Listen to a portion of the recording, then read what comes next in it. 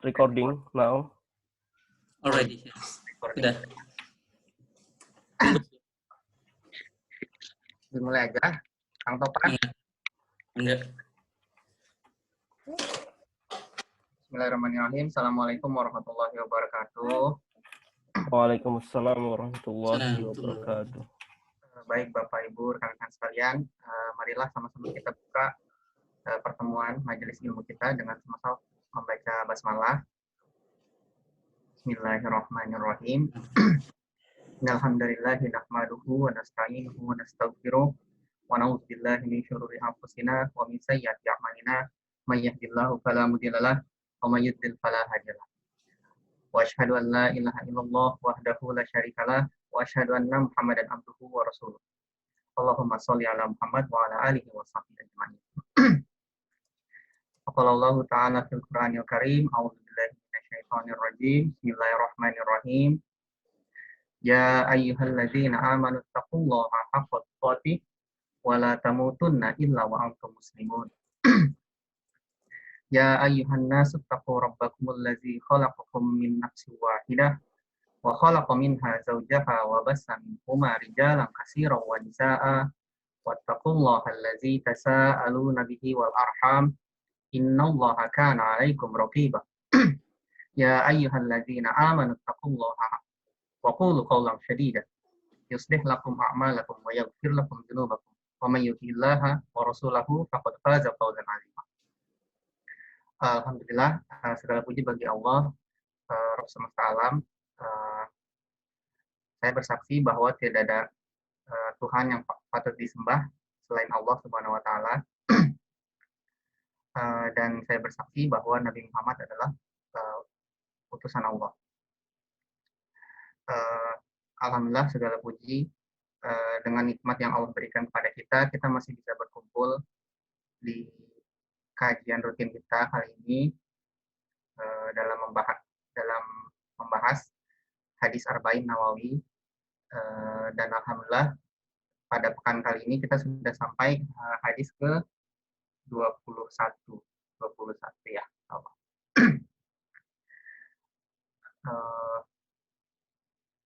Salawat serta salam juga mari kita serahkan kepada junjungan kita Nabi Muhammad Rasulullah Shallallahu Alaihi Wasallam beserta pada para keluarganya, para sahabat, dan semoga kita juga bisa terus istiqomah hingga akhir hayat kita. Istiqomah berada dalam Islam, istiqomah dalam keimanan, istiqomah dalam amal kita, dan insya Allah dalam pertemuan kali ini kita akan bahas hadis yang ke-21 yaitu summas taqim, kemudian beristiqomah judulnya. Ini adalah impian kita semua ya, istiqomah hingga akhir hayat kita. Baik, tanpa berpanjang-panjang, saya serahkan waktu dan suara kepada Ustadz Topan. Pada Ustadz Topan, saya persilakan. Iya. Assalamualaikum warahmatullahi wabarakatuh. Waalaikumsalam warahmatullahi wabarakatuh. Alhamdulillah. Alhamdulillahilladzi hadana lihada wa ma kunna linahtadiya laula an hadanallah. Allahumma shalli ala Muhammad wa ala alihi wa ashabihi ajma'in. Alhamdulillah, rekan-rekan sekalian, insyaallah pekan ini kita lanjutkan kajian dari sebuah buku ya, yang sangat masyhur, sangat terkenal, dan kita ambil insyaallah dari penjelasan penulis bukunya sendiri, yaitu Imam Nawawi rahimahullah. Jadi Imam Nawawi selain menulis matannya, beliau pun menulis syarah atau penjelasannya. Nah, ini yang insya Allah akan kita pelajari. Pekan lalu kita sudah belajar hadis ke-20 ya. Secara kita ingat ya, di hadis ke-20 Nabi kita SAW bersabda, mengatakan bahwasanya di antara warisan para nabi pertama adalah kalimat idza lam tastahi fasna ma syi'ta. Itu hadis pekan lalu. Jika kalian tidak malu, maka lakukanlah apa yang kalian inginkan. Ya, jadi kalimatnya, kalau nggak malu, lakukan apa yang kalian inginkan. Ini kita pelajari kemarin ada dua maknanya. Makna yang seirama dengan kalimat ini, yaitu kalau mau berbuat dan memang tidak memalukan di mata Allah SWT, bahkan juga di mata manusia, maka lakukan, tidak apa-apa. Jadi seakan rasa malu kepada Allah itu menjadi filter dalam amalan kita. Ini maknanya. Tapi makna yang kedua juga adalah bahwasanya orang yang tidak punya rasa malu, dia akan melakukan apapun yang dia inginkan. Ya, jadi kedua maknanya makna sebaliknya. Ya, tidak seperti harfiahnya, tidak seperti eksplisitnya. Eksplisitnya kerja jika nggak malu, kalau nggak malu kerjakan apa yang kamu inginkan. Tapi makna yang kedua adalah orang yang tidak punya rasa malu, dia akan mengerjakan apapun yang diinginkan, baik itu maksiat, baik itu kezaliman, akan dia lakukan. Sehingga poinnya adalah rasa malu itu penting dan memang bagian dari keimanan. Ya. Mengapa rasa malu bagian dari keimanan? Karena fungsinya mirip seperti keimanan. Ya. Jadi mirip keimanan itu dari sisi dia mencegah orang, yang kemarin kita pelajari, mencegah orang dari hal yang tidak baik dan mencegah orang dari tidak memberikan hak orang lain secara sempurna. Kan kalau kita tidak memberikan hak kepada orang lain secara sempurna, harusnya malu. Nah, malu itulah yang dimaksud dalam syariat. Tapi pekan lalu kita diingatkan juga oleh para ulama bahwasanya malu itu semuanya mendatangkan kebaikan. Jadi kalau rasa malu yang itu tidak mendatangkan kebaikan, bahkan bersyariat, maka kemungkinan besar itu bukan malu, tapi itu was-was dari syaitan. Ya, misalnya, kok saya malu ya mau jalan ke masjid sholat berjamaah misalnya, maka itu sebenarnya bukan rasa malu, tapi itu was-was dari setan, ya, bisikan setan yang mencegah kita dari melakukan kebaikan. Ya, karena malu dalam hadisnya pekan lalu bahwa al-haya'u, rasa malu itu khairun, kebaikan kulluhu, semuanya. Jadi rasa malu itu akan menyebabkan kebaikan semuanya. Jadi kalau malu tapi tadi malah mencegah dari kebaikan, malah ya mencegah kita dari melakukan kebaikan, itu tandanya bukan rasa malu. Ya. Alhamdulillah itu pekan lalu. Pekan ini insyaallah Imam Nawawi memilihkan kepada kita hadis ke-21. Ini berarti tengah-tengah ya. Jadi total hadis 42 di buku ini. Setelah malam ini insyaallah kalau selesai kita baru bahas setengahnya. Judul kita juduli kembali, judulnya ini kita yang bikin ya, bukan dari Imam Nawawi ya. Para ulama pun memberi judul dalam buku-buku ini. Jadi wallahu alam, setahu kami tidak memberikan secara khusus judulnya apa. Dia langsung hadis-hadis seperti itu. Wallahu alam. Di judulnya Tsumastaqim ya. Ini dari perkataan Nabi kita Muhammad SAW. Khair. Masuk ke matan hadis ya. An Abi Amr, dari Abu Amr, wakila Abi Amroh. Jadi sahabat kita kali ini kunyahnya adalah Abu Amr, tapi juga dikatakan Abu Amroh, yaitu Sufyan bin Abdillah. Sufyan bin Abdillah radhiyallahu anhuma.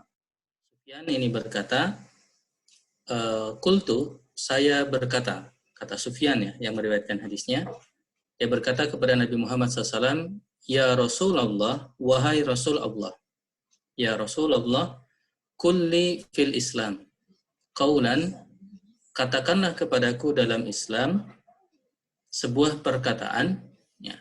La as'alu anhu ahadan ghairaka.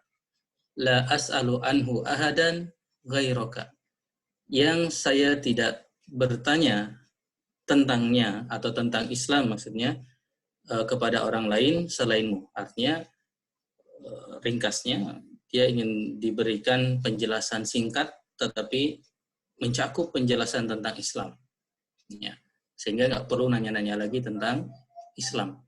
Jadi pertanyaan yang tentu susah ya bagi kita. Tapi demikianlah Nabi kita SAW atas wahyu Allah SWT, ya, arahan dari Allah SWT, beliau menjawab dengan jawaban yang tentu jawaban terbaik. Ya. beliau sallallahu alaihi wasallam menjawab, qala, menurut sahabat yang meriwayatkan hadis ini, Abu Amr atau Abu Amrah tadi, qala, maka Rasulullah bersabda, qul, katakanlah, amantu billahi summa istaqim. Katakanlah, saya beriman kepada Allah SWT, summa istaqim, kemudian beristiqomahlah. Ya, kemudian istiqomahlah. Ya. Jadi hadisnya singkat saja. Qul amantu billah. Jadi Nabi kita SAW berkata kepada sahabat yang bertanya tadi, jawaban yang singkat tentang agama Islam. Dua kalimat ini, amantu billah, saya beriman kepada Allah, summa istaqim, kemudian istiqomahlah. Ya, istiqomahlah dengan pernyataan tadi. Ya. Fair? Lanjut.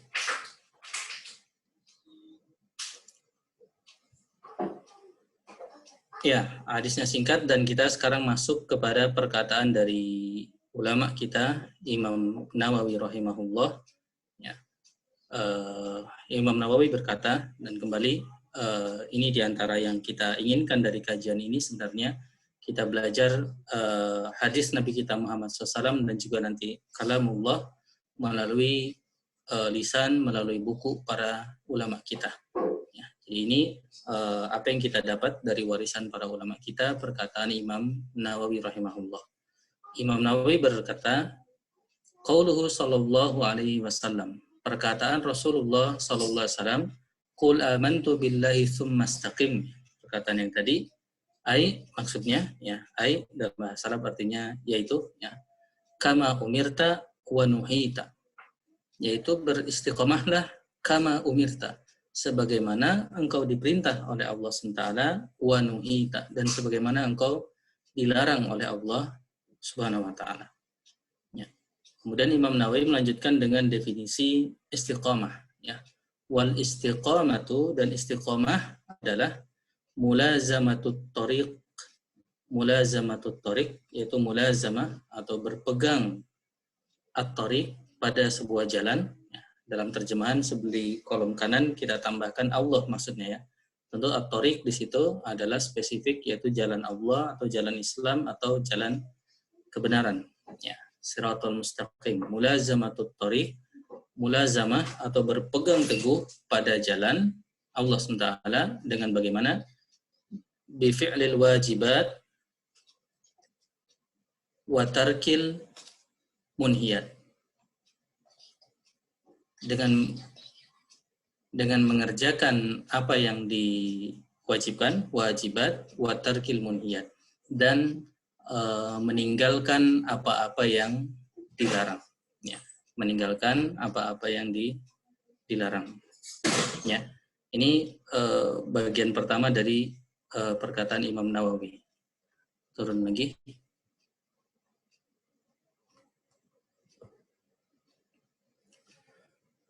Masih lanjutan, Imam Nawawi kemudian menukil terkait dengan hadis ini kepada ayat Al-Quran. Jadi beliau membawa ayat Al-Quran ya, terkait dengan pemahaman hadis ini. Kalau Allah Ta'ala, Allah SWT berfirman, fastaqim kama umirta wa man taba ma'aka.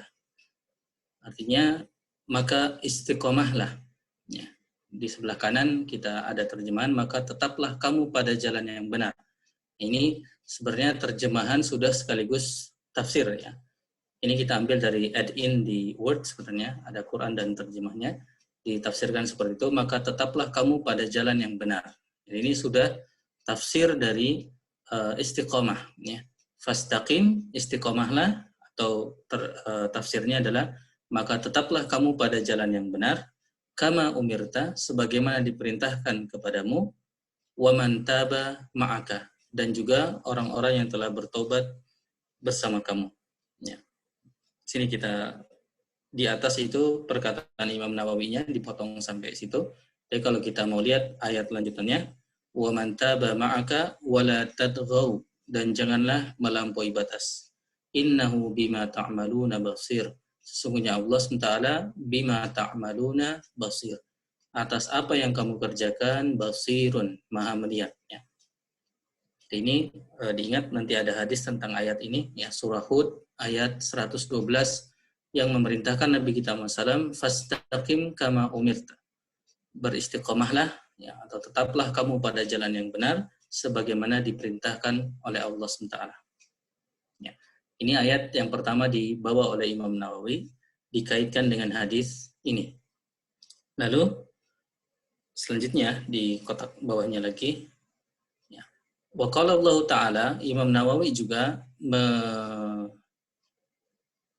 membawakan kepada kita ayat lain di surah Fussilat, ya, ayat ke-30, di mana Allah SWT berfirman di ayat tersebut, Innal ladzina qalu rabbuna Allahu tsumma istaqamu. Jadi innal ladzina, sesungguhnya orang-orang yang qalu, mereka berkata, rabbuna Allahu tsumma istaqamu. Rabb kami adalah Allah, tsumma istaqamu.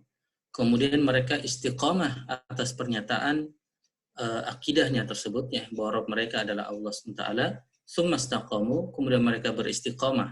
Nah, jadi orang-orang ini boleh dibilang orang-orang yang menjalankan apa yang diperintahkan oleh Nabi Muhammad SAW. Qul amantu billahi tsumma istaqim. Katakanlah, saya beriman kepada Allah dan istiqamahlah. Nah, di antara umat manusia ada yang telah menjalankan perintah tersebut, ya, dan ayat ini cerita tentang kondisi mereka. Jadi orang-orang yang berkata Rabbuna Allah tsumma istaqamu, kemudian mereka istiqamah, apa yang terjadi kepada mereka? Tatanazzalu alaihimul malaikah. Malaikat akan turun kepada mereka. Ya, Imam Nawawi menambahkan yaitu indal mauti, ketika kematian mereka. Jadi di ujung ketika kematian mereka, ya, malaikat datang dan tubashirhum, atau ya tubashirhum, memberi kabar gembira kepada orang ini, orang yang telah istiqamah ini, bi qaulihi ta'ala, dengan firman Allah SWT lanjutannya, alla takhafu. Jadi perkataannya adalah la takhafu wa la tahzanu. Ya, dalam ayat Al-Qur'annya ada kata sambung Allah, ya, untuk mengatakan bahwa la takhafu wa la tahzanu. Jangan takut dan janganlah sedih. Jadi malaikat menghibur mereka, orang-orang istiqamah ini di saat kematian mereka, ya, la takhafu wa la tahzanu. Jangan takut dan jangan sedih, ya. Jangan takut dan jangan sedih. Sebagian ulama ini tambahan, sebagian ulama membedakan khauf dan hazan, ya. Ketika mereka disebutkan pasangan seperti ini, maka khauf biasanya terkait dengan kebimbangan atas apa yang akan terjadi di depan. Jadi dia takut, wah nanti bagaimana nih setelah kematian ini. Tahzanu itu maknanya dia takut akan apa yang telah lewat. Jadi sedih atas apa-apa yang sudah berlalu. Ya, artinya mungkin merasa tidak bisa lebih baik sehingga sedihnya. Takhafu, jadi la takhafu wa la tahzanu. Dan biasanya dua hal ini yang membuat kita sedih secara umum dalam bahasa Indonesia, ya, sedih. Tapi kadang-kadang kesedihan kita itu gara-gara sesuatu yang belum terjadi, ya. Tapi kita takut akan hal tersebut, ya, merasa ya takut akan hal tersebut, ya. Maka istilahnya takhafu, ya. Atau istilah lainnya adalah ham, ya, ham, hazan wala ham. Jadi kalau tahzanu itu lebih karena hal-hal yang, dan malaikat itu, ya, setelah berkata kepada orang-orang yang istiqamah inilah takhafu wala tahzanu, jangan takut dan jangan sedih. Wa abshiru, dan bergembiralah, ya. Beri kabar gembira kepada mereka bil jannatil lati kuntum tu'adun, ya. Itu kurang mimnya, kuntum tu'adun, dan bergembiralah atas surga yang akan engkau tempati, atau surga yang dijanjikan oleh Allah SWT kepadamu, ya. Jadi ini Imam Nawawi seakan-akan mengingatkan kepada kita keutamaan dari orang-orang yang menjalankan perintah Nabi kita Muhammad SAW di atas, ya, yaitu akan didatangi oleh malaikat, malaikatnya menghibur, la takhafu wa la tahzanu, jangan takut, jangan sedih, bergembiralah akan surga yang Allah janjikan kepadamu, ya. Jadi jawaban dari pertanyaan sahabat tadi, ya, yang ingin jawaban yang singkat tadi, ternyata memang jawaban yang kalau kita coba jalankan, insya Allah, maka balasannya adalah seperti disebutkan di ayat ini, ya. dihibur ketika meninggalnya, dan memang di ujungnya nanti akan Allah hadiahkan surga. Ya. Dan ini teman-teman sekalian tentu adalah hal yang kita inginkan, ya, hal yang kita inginkan. Dan kematian adalah hal yang sangat-sangat menakutkan sebenarnya. Kondisi kematian dan setelahnya banyak hal-hal yang sangat menakutkan, sehingga artinya kita khawatir tentang apa yang terjadi kepada kita setelah itu, di tahapan-tahapan bahkan setelah kematian tersebut. Ya, maka ketika ada malaikat turun menghibur, ini adalah sebuah kekhususannya, keunggulan, kespesialan dari orang-orang ini, orang-orang yang bisa istiqamah ini. Lalu lanjut ke bawah. Imam Nawawi menambahkan juga wafid tafsir, dan dalam tafsir disebutkan jadi orang-orang ini setelah mereka mendapat kabar gembira tentang kondisi mereka, wafid tafsir, dalam tafsir disebutkan annahum idza busyiru bil jannah, ketika mereka diberikan kabar gembira tentang surga, qalu, mereka berkata, wa auladana, dan anak-anak kami, ya, dan anak-anak kami, wa auladana ma ya'kuluna wa ma halahum ba'dana. Jadi ma ya'kuluna, apa yang mereka makan, wa ma halahum ba'dana, dan bagaimana kondisi mereka setelah kita meninggal. Jadi Masya Allah, ya, seseorang memang begitu akan perhatian terhadap anak-anak mereka. Jadi setelah pun mereka yakin mereka mendapatkan surga, ya, tetap mereka khawatir, ada yang mereka khawatirkan, yaitu anak-anak mereka. Dan ini kelebihan lagi dari orang-orang istiqamah, fayuqalu lahum, maka dikatakan kepada mereka, nahnu awliyaukum fil hayatid dunya.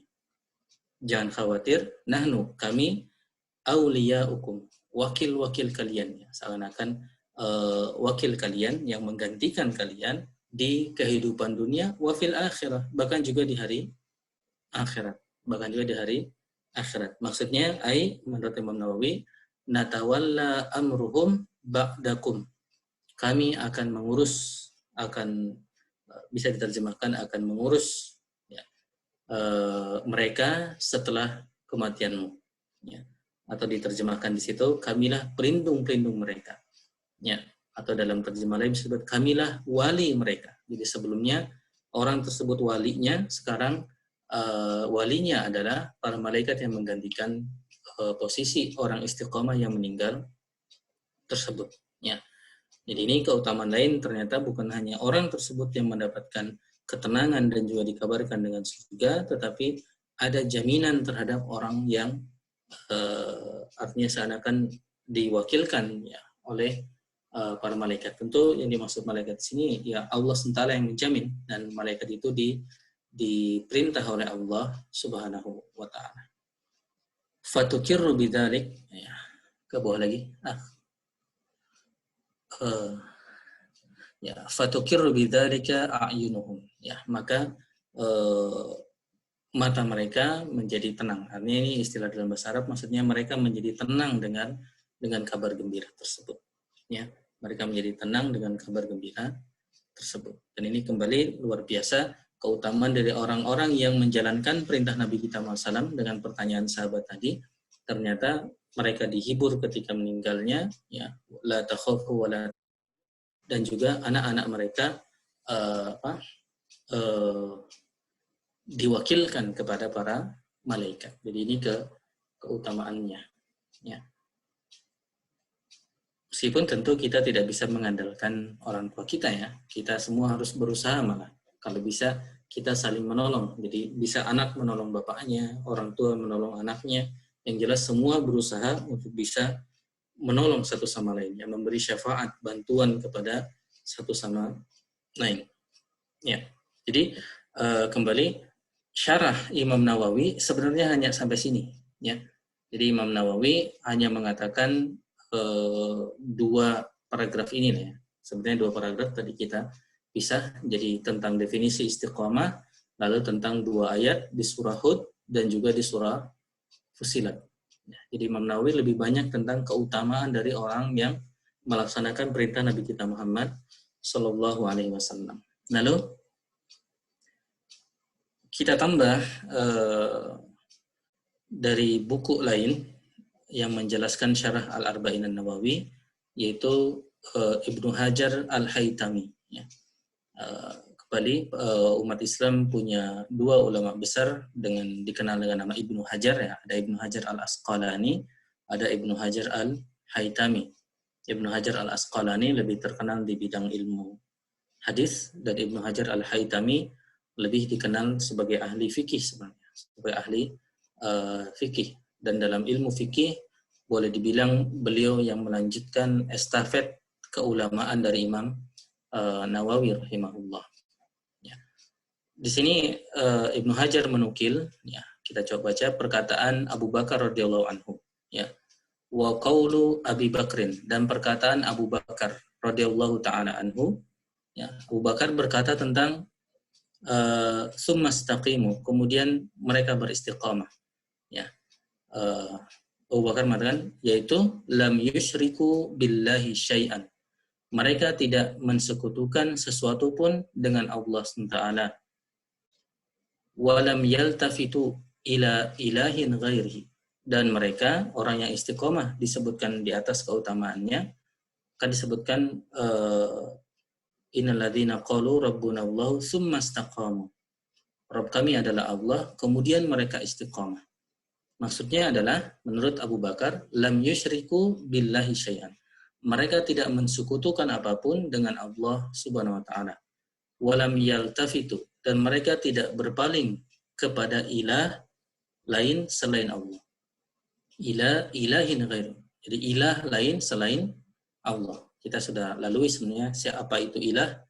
Ilah adalah zat yang disembah, ya, dengan rasa cinta, takut, dan harap. Ya. Zat adalah yang disembah dengan rasa cinta, harap, dan takut. Ya. Jadi orang-orang ini tidak memalingkan tiga hal tadi kepada selain Allah Subhanahu wa taala. Tidak memalingkan rasa cintanya, tentu cinta yang hakiki, cinta yang utama, cinta yang paling tinggi kepada Allah SWT, ya, bahkan lebih dari kecintaannya bahkan kepada dirinya sendiri, ya, bahkan kepada dirinya sendiri. Jadi dia lebih cinta Allah SWT dan cinta Nabi-Nya Muhammad SAW, bahkan lebih cinta daripada dirinya sendiri. Ya. Ini ada kisah yang menarik, ya. Umar suatu saat berjalan dengan Nabi kita Muhammad SAW, kemudian Umar dengan pede, ya, seakan-akan laporan tentang kondisi keimanannya yang saat itu merasa oke, ya Rasulullah, saya sangat mencintaimu, melebihi cinta saya kepada apapun kecuali kepada diri saya. Jadi seakan-akan Umar memberikan status lah, ya, pernyataan kepada Nabi kita SAW, saya cinta kepada Anda ya Rasulullah lebih daripada cinta kepada apapun di dunia ini kecuali cinta pada diri saya.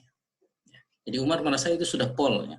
Tapi kemudian Rasulullah SAW mengkoreksi, la ya Umar, tidak wahai Umar, hatta min nafsik, bahkan sampai terhadap dirimu sendiri, ya.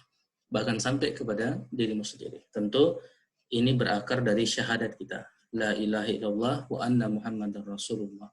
Keyakinan bahwa Nabi SAW adalah Rasul utusan Allah Subhanahu wa taala. Nah, kembali tidak berpaling artinya tiga tadi, rasa cinta, rasa harap, dan rasa takut, ini tidak diberikan kepada selain Allah Subhanahu wa taala. Ya. Ini perkataan Abu Bakar, ya, dalam di sini sebutkan penjelasannya.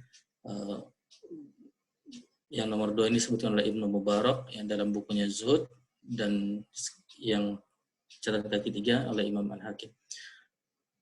Ibnu Hajar sebentar di atas.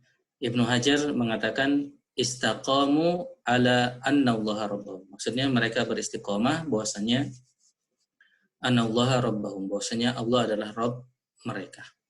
Lalu di sini juga yang di stabilo ini waqala Ibnu Abbas, dan Ibnu Abbas juga berkata istaqamu ala syahadati alla ilaha illallah, bahwa mereka istiqamah terhadap syahadat mereka la ilaha illallah. Jadi orang yang disebut di surah Fussilat summa istaqamu, maksudnya apa? Mereka istiqamah terhadap syahadat mereka la ilaha illallah, tidak ada ilah selain Allah. Ini mirip dengan pemahaman Abu Bakar, lam yaltafitu, tidak berpaling kepada ilah lainnya. Apa ada ilah lain? Ada. Ya. Makanya kembali para ulama sering mengatakan makna la ilaha illallah adalah bukan saja tidak ada ilah selain Allah, tetapi tidak ada ilah yang berhak disembah selain Allah. Banyak sebenarnya. Dan misalnya ketika kita menjadikan jabatan atau uang sebagai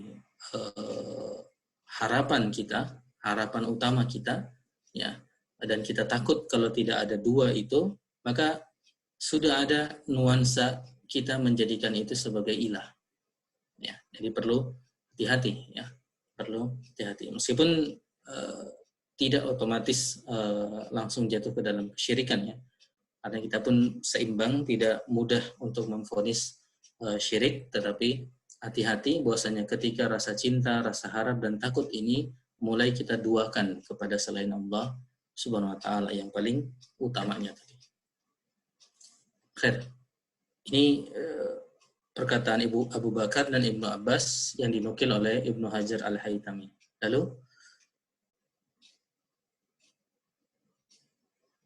ya. Ibnu Hajar kemudian dalam syarahnya menekan bahwasanya annal Islam itu, ya, ini karena pertanyaan Nabi SAW adalah pertanyaan kepada Nabi SAW kan bertanya tentang Islam, dan jawaban ini jawaban yang mewakili Islam. Ya, ingat pertanyaan orang tadi kan, sampaikan kepadaku tentang Islam yang saya nggak perlu lagi nanya, artinya sudah mencakup Islam itu sendiri, ya, nggak perlu nanya yang lain. Maka jawaban Nabi kita SAW ini kalau ringkasnya dijelaskan oleh ulama Ibnu Hajar Al-Haytami, annal Islam itu kalau mau diringkas dan kita bagi secara ringkas adalah tauhidun wa ta'atun, yaitu tauhid, ya, keyakinan tentang Allah Taala, ya, wa ta'atun, dan ketaatan. Ya, dan ini secara umum kita sering pelajari ini, bahwa Islam itu ada dua sisi sebenarnya. Bisa maknanya dalam bahasa lain adalah Islam itu, ya, agama Islam ini adalah bisa diwakili dengan iman dan Islam itu sendiri. Iman itu terkait keyakinan, rukun iman, dan Islam rukun Islam. Dalam pembagian yang lain bisa disebut tauhidun wa ta'atun. Tauhid yaitu keyakinan tentang keesaan Allah SWT, ya, dan ta'ah, dan ketaatan. Dia tidak cukup saya yakin tetapi dia tidak taat. Sebaliknya tidak cukup dia taat tetapi dia tidak yakin. Dia menjalankan salat, dia menjalankan puasa dan lain sebagainya, tapi dia tidak meyakini rukun iman. Jadi dua-dua ini dua hal yang harus ada dalam al-Islam, ya, harus ada dalam Islam. Maka Ibnu Hajar mengatakan fat tauhid, maka at-tauhid yang pertama itu terwakili oleh bil jumlatil ula, dengan kalimat yang pertama, yaitu Qul amantu billah, saya beriman kepada Allah. Nah, ini mewakili bagian pertama, yaitu tauhid atau iman. Wa ta'ah, dan ketaatan, bi jami'i anwa'iha, dengan segala macam bentuk ketaatan, fi damnil jumlatis tsaniyah, ada dalam cakupan kalimat yang kedua. Summastaqim, kemudian istiqomahlah. Nah, istiqomah maksudnya adalah ketaatan, ya. Karena kembali Ibnu Hajar menunjukkan al-istiqamah, karena istiqamah itu adalah imtithalu kulli ma'murin, mengerjakan semua yang diperintah, wajtinabu kulli munhiin, dan meninggalkan semua yang dilarang. Ya.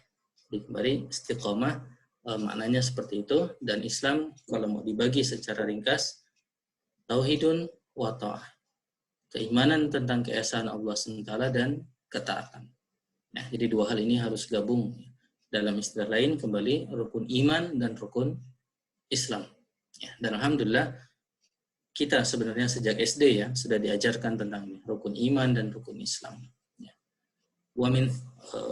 Oke, lanjutannya di bawah. Ke bawah lagi. Makasih.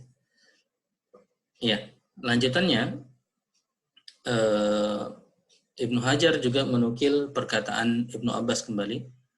Qala Ibnu Abbas radhiyallahu ta'ala anhuma terkait firman Allah SWT di surah Hud ini. Fastaqim kama umirta yang tadi. Beristiqamahlah sebagaimana engkau diperintahkan. Ibnu Abbas mengatakan, "Ma nazala ala Rasulillah SAW fi jami'il Qur'an." Tidak turun dalam ayat Al-Qur'an, di dalam Al-Qur'an, ayatun kanat ashadda wala asaqqa alaihi min hadhil ayat. Tidak ada ayat yang turun itu yang lebih berat dan lebih asyaqqa. Asyaqqa itu ya berat juga lah ya. Tapi di situ kita terjemahkan lebih dalam, artinya lebih, istilah kita mungkin lebih nendang kepada Nabi kita Muhammad SAW, ya, min hadhil ayat, dari ayat ini, yaitu perintah fastaqim kama umirta. Jadi ini berat bagi Nabi kita Muhammad Sallallahu Alaihi Wasallam. Ya, jadi ayat ini disebutkan di sini oleh Imam Nawawi sendiri dalam buku beliau yang lain, yaitu Syarah Imam Nawawi terhadap Sahih Muslim. Jadi ini diantara karya Imam Nawawi yang lebih besarnya, yaitu penjelasan terhadap Sahih Muslim. Umat Islam punya dua Sahih yang sangat terkenal, yaitu Sahih Bukhari dan Sahih Muslim. Nah, Sahih Muslim ini dijelaskan, diantara yang menjelaskan yang paling boleh kayaknya disepakati para ulama ya. Syarah yang paling baik adalah syarahnya Imam Nawawi ya terhadap Sahih Muslim. Lanjut.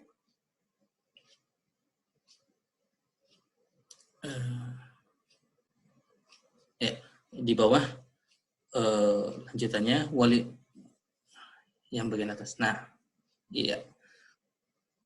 Walidalik, oleh karena itu, pernah Nabi kita SAW itu ditanya oleh para sahabat. Kalau para sahabat berkata kepada Nabi kita SAW, qad asra'a ilaika asyaibu. Jadi asyaibu itu uban ya.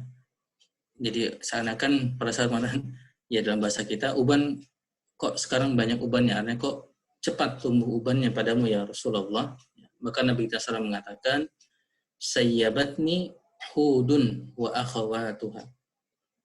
Ya, maka surat Hud di atas yang berat bagi Nabi kita SAW itu telah membuat Nabi kita SAW tumbuh uban di rambutnya.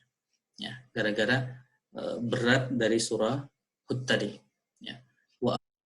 Dan akhwatnya, Allah alam apa maksudnya? Artinya ya surah Hud dan yang semisalnya, Allah alam. Di antara maknanya bisa seperti itu.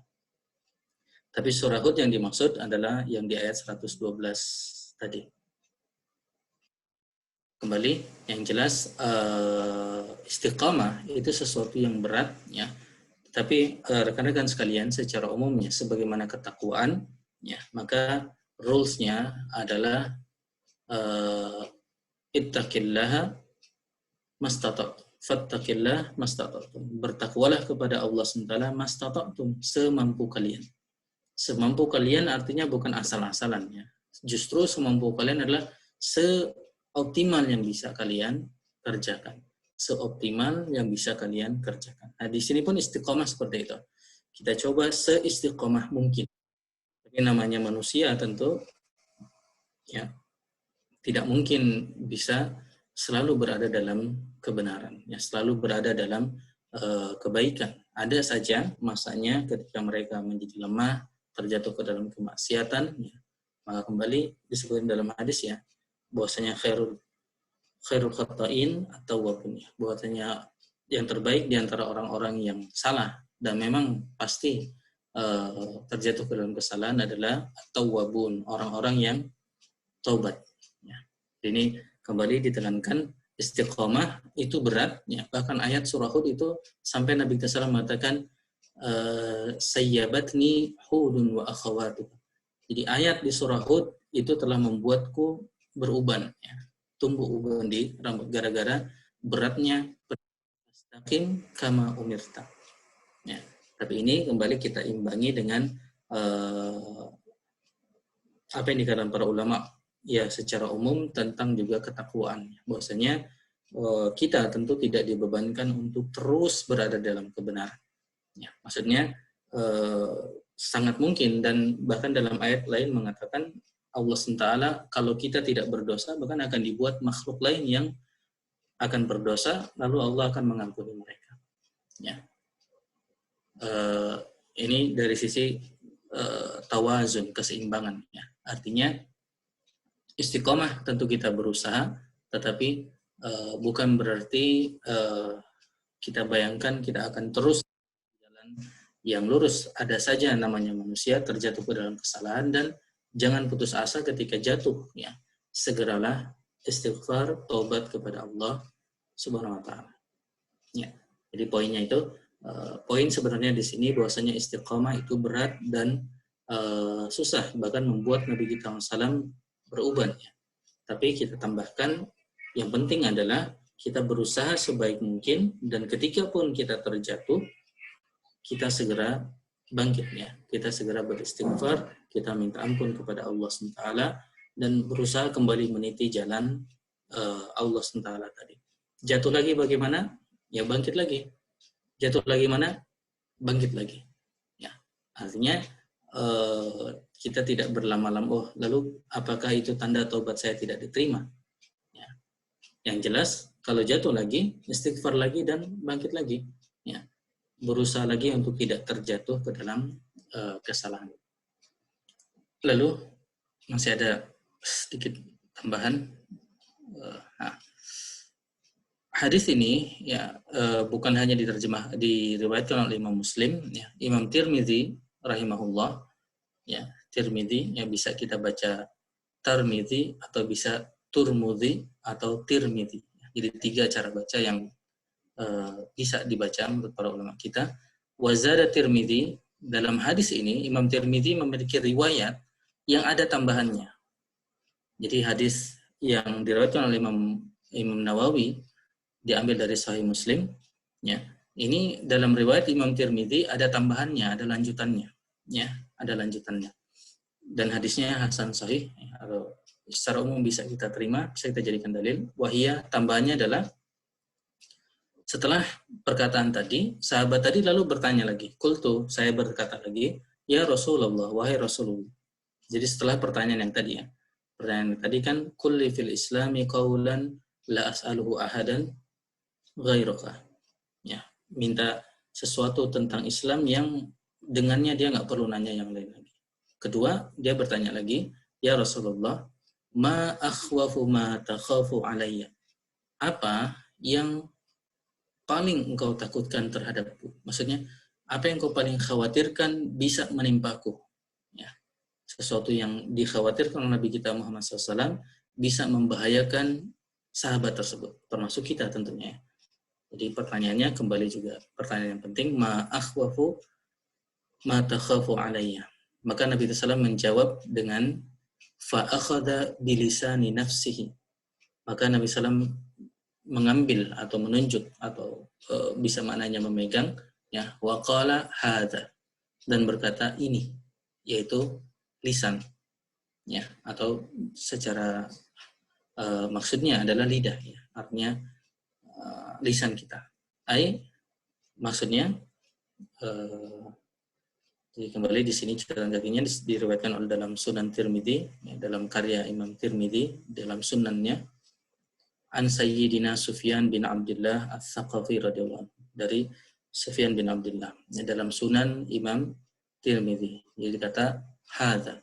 Jadi apa yang paling ditakutkan oleh Nabi kita SAW membuat kita melenceng tidak istiqomah adalah hadza, lisan. Itu yang menjelaskan, yaitu tanbihan, peringatan, ala anna a'dhama ma yura'i istiqamatuhu ba'dal qalbi minal jawarihi al-lisan. Bahwasanya di antara anggota tubuh yang paling perlu diperhatikan keistiqomahannya ba'dal qalbi, setelah hati. Jadi yang paling pertama adalah hati, ya, dan itu datang dalam banyak hadis-hadis lainnya. Hanya di sini disebutkan lisan, sehingga ulama kita menggabungkan semua itu. Dan disinilah ikhwas sekalian, rekan-rekan sekalian, mengapa kita perlu para ulama kita untuk mengambil kesimpulan dari begitu banyak dalilnya, begitu banyak dalil yang ada tentang syariat ini. Maka para ulama menyimpulkan, misalnya di sini Imam Ibnu Hajar Al-Haytami menyebutkan ba'dal qalbi, setelah hati. Jadi yang nomor 1 tetap hati, baru lisan. Dan kita mungkin seandainya kita berpikiran sempit, kita hanya berpatokan kepada hadis ini, bukankah hadis ini menyebutkan lisan? Iya, tapi hadis itu tidak satu. Ya.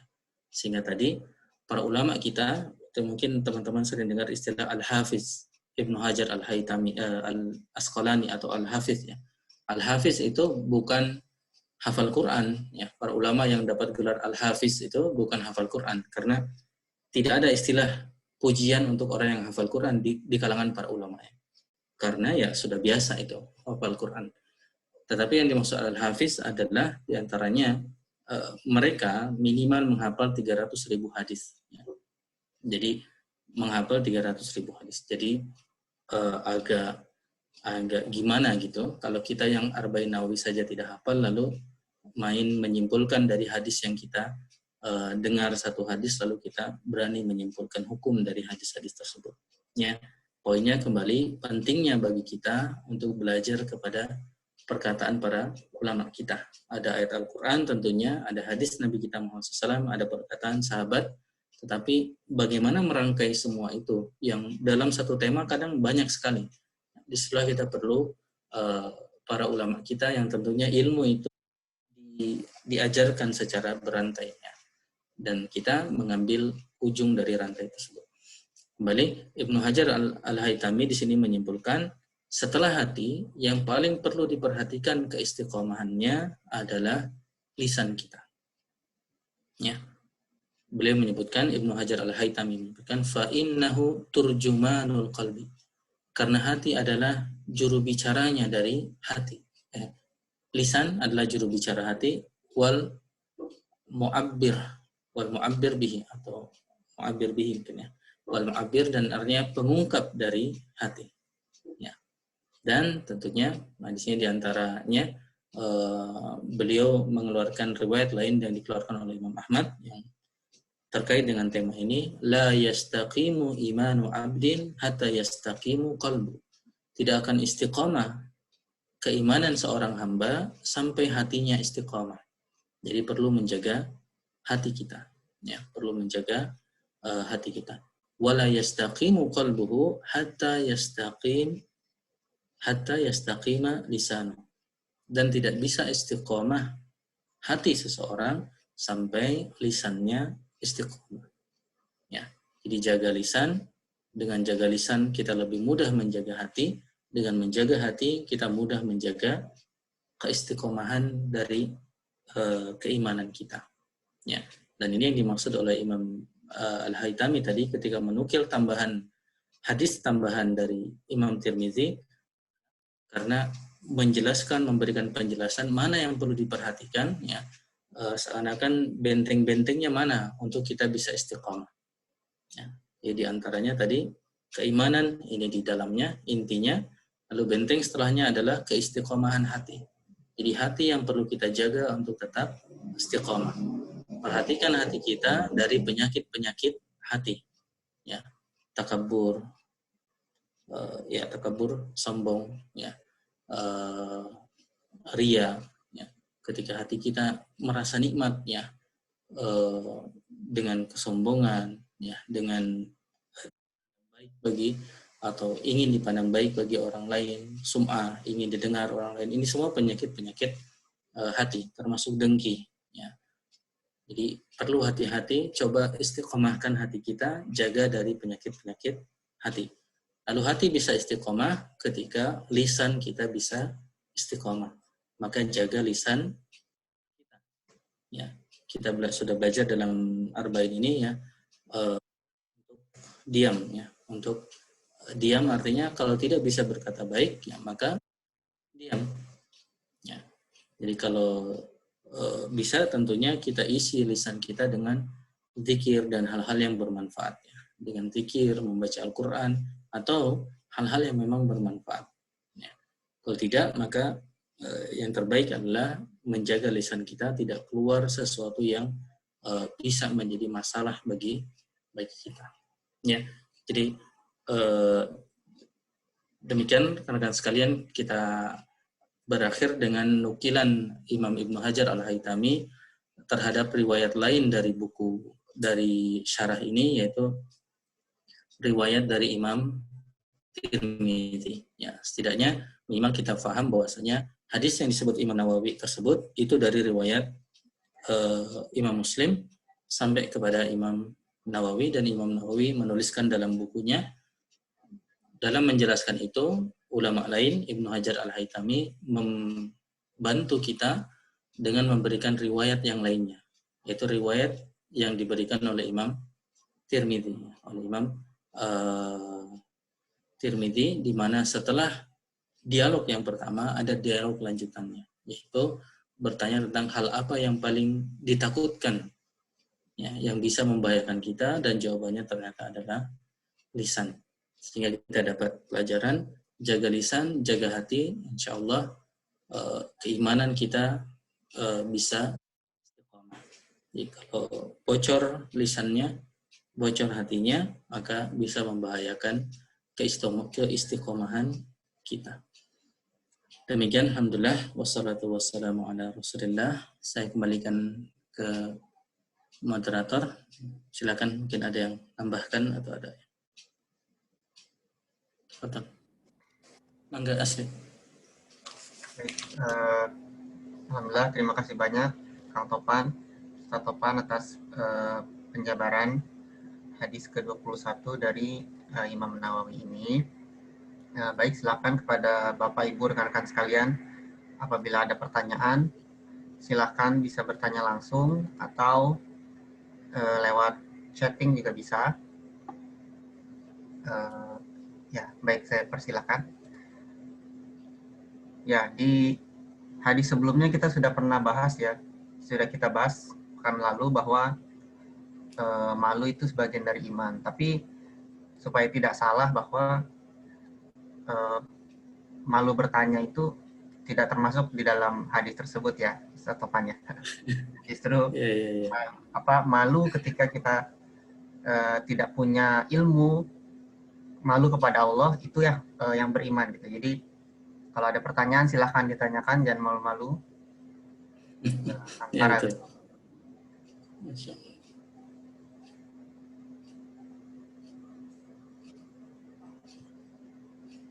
Ya, menambahkan juga boleh, silakan. Oh ya, menambahkan juga silakan.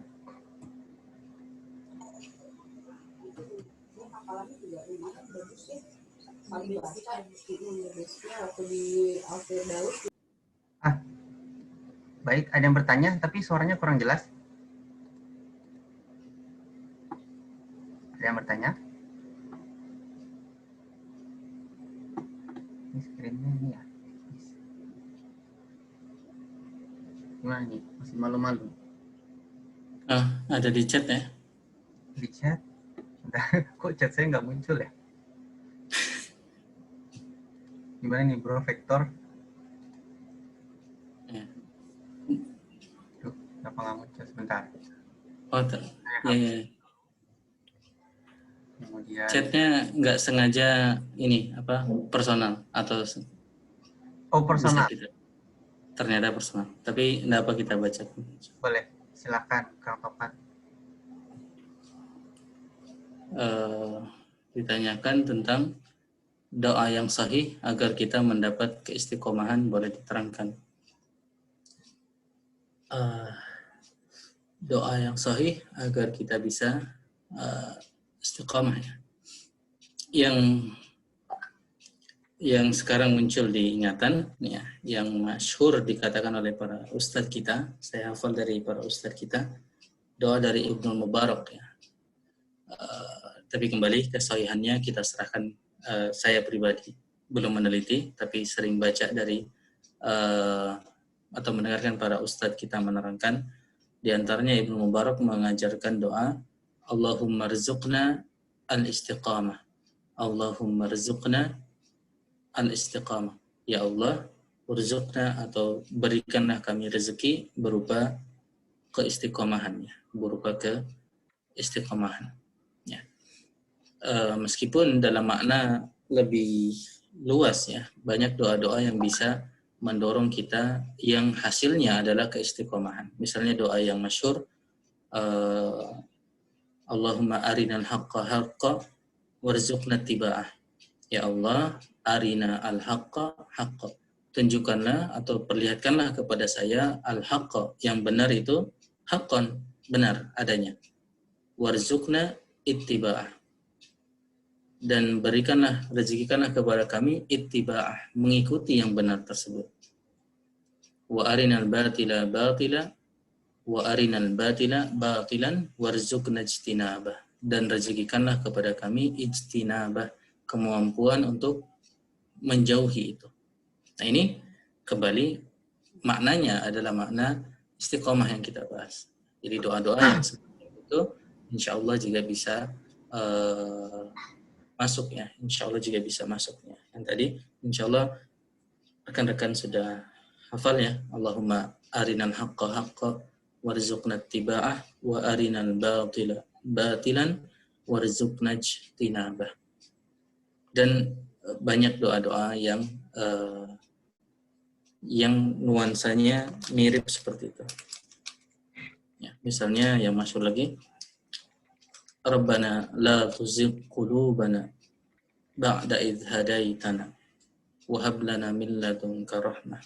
Itu pun jadi la tuzigh qulubana ba'da idh hadaitana. Jangan belokkan hati kami setelah diberi hidayah. Itu pun kembali maknanya seirama atau semakna dengan doa untuk istiqamah. Allahumma amin. Dan tentunya rekan-rekan sekalian, dibolehkan kita berdoa dengan bahasa kita. Dibolehkan kita berdoa dengan bahasa kita, dengan bahasa Indonesia, ya. Bahasa Sunda buat orang Sunda silakan, bisa. Yang orang Jawa bahasa Jawa, ya. Yang udah lama di Jepang pakai bahasa Jepang boleh insyaallah, atau bahasa lainnya ya. Hanya memang doa ma'thur dari Nabi kita Muhammad SAW sebagai Allah menyebutkan itu tentu lebih baik, karena yang menyusun kalimat itu adalah manusia yang juga lebih baik, yaitu Nabi kita Muhammad SAW. Begitupun doa-doa yang diajarkan para ulama kita, ya kita pilih karena kembali ulama kita lebih mengerti, tetapi kita sendiri sebenarnya bisa ya, tentu dengan segala kerendahan hati. Mungkin cara kita bicara tidak sebaik, tentunya tidak sebaik Nabi kita SAW dalam berdoa kepada Allah Subhanahu Wa Taala. Ya. Wallahu alam, tentang doa mungkin begitu ya, Kang Adi. Maaf nih saya sampaikan ke umum supaya jadi manfaat. Mangga, yang lain mau nambahkan pun boleh. Sini banyak senior-senior. Ya, makasih. Lain. Ini tadi doanya ya, silahkan. Di antara doanya.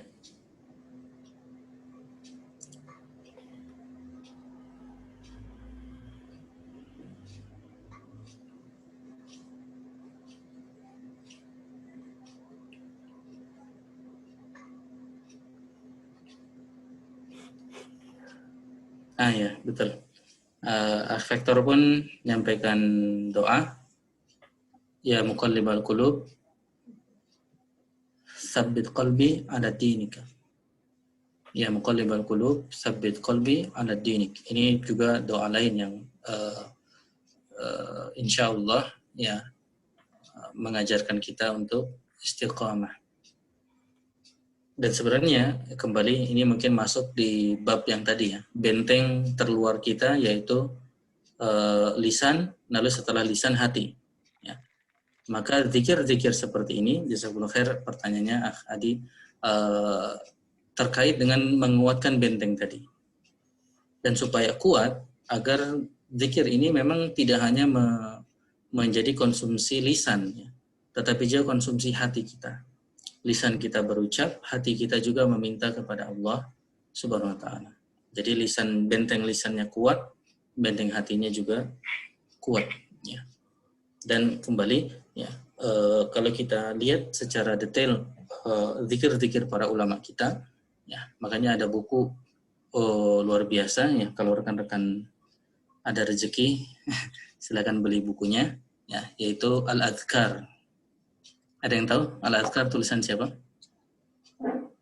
Imam Nawawi. Ya, jazakumullah khair Pak Agus. Kembali karya ulama kita Imam Nawawi rahimahullah.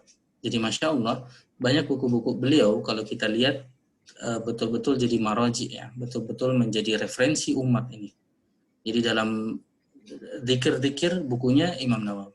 Tentang keutamaan Al-Quran bukunya, ya orang-orang mengenal juga di antara yang masyhur ya bukunya Imam Nawawi, yaitu yaitu apa itu At-Tibyan ya. At-Tibyan penjelasan tentang para pemikul Al-Quran ya. Fi adab hamalatil Quran. At-Tibyan tentang At-Tibyan artinya penjelasan tentang adab para pemikul Al-Quran. Jadi kembali tadi buku Al-Adhkar banyak yang bisa kita baca. Di antaranya ya mungkin sambil mengingatkan saya pribadi dan rekan-rekan, doa keluar rumah itu jangan lupa ya. Karena mungkin kita perlu kampanyekan ini ya, kampanye nasional doa keluar rumah ya. Jadi kalau kita mau menghilangkan korupsi ya, mungkin ya, bukan mungkin sebenarnya, insya Allah di antara caranya adalah mengistiqomahkan membaca doa keluar rumah ya. Karena kalau kita membaca doa keluar rumah, Bismillahirrahmanirrahim, la haula wala quwwata illa billah ya, maka dalam hadisnya sebutkan maka kamu telah mendapat hidayah dan kamu telah terjaga. Dan syaitan itu sampai teriak dan dia berkata kepada sesama syaitannya, udahlah nggak usah lagi kita goda dia karena dia sudah terlindungi. Artinya itu seakan-akan seperti waskatnya atau pengawasan melekatnya. Bagaimana kita membantu agar seseorang bisa istiqamah dalam kegiatan apapun yang dia lakukan di luar rumah. Ya, sehingga kembali mungkin ini di antara hal dari syariat Islam yang bisa kita kampanyekan ya, agar orang-orang yang keluar rumah itu tidak membuat kerusakan di luar rumah ya. Karena intinya sebenarnya kan kerusakan itu di antara sebabnya adalah bisikan-bisikan dari syaitan. Bisikan-bisikan dari syaitan, tentu juga hawa nafsunya yang mendukungnya. Tapi kalau syaitannya sudah putus asa, maka ini sudah langkah pertama. Ya. Sudah langkah pertama untuk bisa sukses. Ya. Jadi kembali, ya, banyak hal yang berawal dari pertanyaan tadi, diantaranya adalah zikir keluar rumah. Ya. Bismillahirrahmanirrahim, la haula wala quwwata illa billah. Jadi yang bapak maupun yang ibu ya, bisa mengingatkan siapapun yang keluar rumah di antara keluarga kita, hendaklah membentengi dirinya dengan zikir tersebut. Dan ini bagian dari tadi ya, dari benteng lisan dan juga benteng hati kita, insya Allah. Enggak, Pak Agus jadi mau nambahin, silakan. Sedikit aja ini tadi doa yang apa namanya, yang Allahumma anta rabbuna farzuqnal istiqomah. Itu kalau saya baca di Jami'ul Ulum itu katanya itu wakanal Hasan, mungkin ucapan Hasanul Basri ya. Idza qara'a hadhil ayah, maksudnya ayat innalladzina qalu rabbunallah tsumastaqamu, maka beliau Al-Hasan tadi berdoa Allahumma anta rabbuna farzuqnal istiqomah. Mungkin itu memang belum ada riwayat yang sahihnya kelihatannya, tapi kelihatannya ucapan dari Al-Hasanul Basri kalau mendengar ayat yang tadi, yang innalladzina qalu rabbunallah tsumastaqamu, maka beliau mengatakan Allahumma anta rabbuna farzuqna al-istiqomah. Kira-kira itu aja mungkin Ustaz. Alhamdulillah. Itu dari buku apa, Pak Agus? Buka ini Jami'ul Ulum Walikam itu Ibnu Rajab. Ada kan hampir sama itu dengan apa? Syarahnya Ibnu Rajab Al-Hambali ya. Dengan Nawawi hampir sama ya. Jadi ada syarah Imam Nawawi yang ditulis oleh Ibnu Rajab Al-Hambali. Beliau malah nambahkan 8 hadis, jadi total ada 50 hadis di Jami'ul Ulum tersebut. Nah, di syarahnya ada riwayat bahwa Hasan Al-Basri ya, ketika membaca surah Fussilat, beliau langsung mengamalkan dan berkata, Allahumma anta rabbuna warzuqna al-istiqamah. Alhamdulillah, jazakumullah khair. Ya. Jazakumullah khair Pak Agus. Mangga. Ada Agus yang lainnya nih, tetangga dekat rumah. Boleh Pak bertanya Agus mau Bro juga. Asri. Bro Asri. Oh iya. Ya, silakan. Ya, tafadhol Victor. Terima kasih Bro dan Mas Topan. Tadi sempat disinggung tentang sebuah hadis yang intinya seandainya hamba Allah tidak ada yang berbuat dosa, maka Allah akan menciptakan makhluk lain yang berbuat dosa kemudian mengampuni mereka. Nah ini saya kok belum maksud Mas, mohon dibantu untuk menjelaskan maknanya hadis ini, karena kalau dilihat kok kayaknya masih belum nyambung nih. Mohon penjelasannya Mas Topan. Ya, alhamdulillah. Ya, pertama mungkin kalau kita mengulang konteks mengapa kita bahas hal itu dengan hadis ini, bahwasanya istiqomah itu hal yang sulit.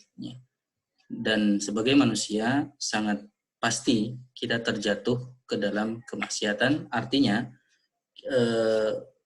kita melenceng dari keistiqomahan. Ya, dari situ maka kita tadi sempat membahas bahwa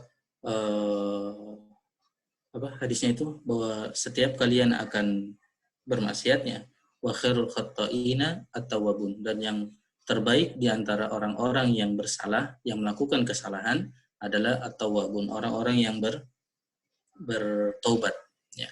Nah, dari hadis itu saja sebenarnya secara implisit bisa dipahami memang semua manusia itu pasti akan terjatuh ke dalam kesalahan. Jadi itu memang sudah begitulah Allah SWT menciptakan kita manusia ini, yang beda dengan malaikat ya, beda dengan malaikat yang tidak diberi pintu untuk berinovasi lah dalam bahasa kita ya, untuk keluar dari perintah Allah SWT. Tapi kita manusia sangat bisa, tetapi Allah SWT memberikan jalan bahwa justru yang terbaik, artinya semua memang akan bersalah, maka yang terbaik adalah yang bertobat setelah kesalahan tersebut. Nah, di antara riwayat lain tentang itu adalah hadis tentang tadi, seandainya pun manusia itu tidak melakukan kesalahan, ya, maka Allah akan menciptakan makhluk lain yang tukhti'una, mereka bersalah, ya, kemudian Allah akan mengampuni mereka. Sebagian ulama menjelaskan ini memang di antara sifat Allah SWT kan Al-Ghafur, ya. Al-Ghafur. Sehingga ada sebagian juga yang menerangkan, jadi ketika ada orang yang berdoa supaya tidak pernah melakukan kesalahan, ya, artinya itu menutup sifat Allah SWT Al-Ghafur, yang maha pengampun. Ya. Jadi mungkin secara sederhana bisa difahami bahwa memang demikianlah yang Allah sifatkan kepada kita makhluknya, bahwa kita adalah makhluk yang pasti akan melakukan kesalahan, dan Allah ingin atas kehendak Allah SWT bahwasanya Al-Ghafurnya Allah SWT itu memang terlaksana, dan Allah mengampuni orang itu adalah sesuatu yang diinginkan oleh Allah SWT. Ya. Bukan dari sisi Allah ingin juga kita bermaksiat, tetapi memang demikianlah kita bagaimanapun akan terjatuh ke dalam kemaksiatannya. Wallahu a'lam. Jadi maknanya seperti itu aja, Kang Fikar. Bahwasanya menekankan bahwa manusia memang pasti bersalah, tapi di sini Allah memiliki sifat Al-Ghafur. Apakah Allah, kenapa tidak? Apakah ada makhluk yang Allah ciptakan tidak bisa berdosa? Ya, itu malaikat. Jadi untuk yang seperti itu Allah sudah punya, meskipun ya sebanyak sebutkan tetap mereka tidak lebih mulia secara umum daripada manusia. Wallahu a'lam. Sepertinya maknanya seperti itu aja, Kang Victor. Baik, terima kasih Mas Tuan. Bermakna bahwa Allah mencintai kemaksiatan, ya. Sebagaimana kita pernah diskusi tentang iradah, keinginan Allah. Ada iradah kauniyah dan ada iradah syar'iyah. Ada iradah keinginan Allah SWT yang itu memang Allah atas hikmahnya menghendaki itu terjadi, diantaranya manusia bermaksiat. Itu iradah kauniyah Allah SWT. Ada Fir'aun yang bermaksiat, ya, yang kemudian menjadi pelajaran bagi semua orang, ya. Tapi iradah syar'iyahnya Allah SWT tetap adalah orang-orang itu dekat kepada Allah SWT, ya, tetap berada di jalan Allah SWT, istiqomah di jalan Allah Subhanahu wa taala. Wallahu a'lam. Baik, jazakallahu khairan Kang Topan. Mantap, jazakallah.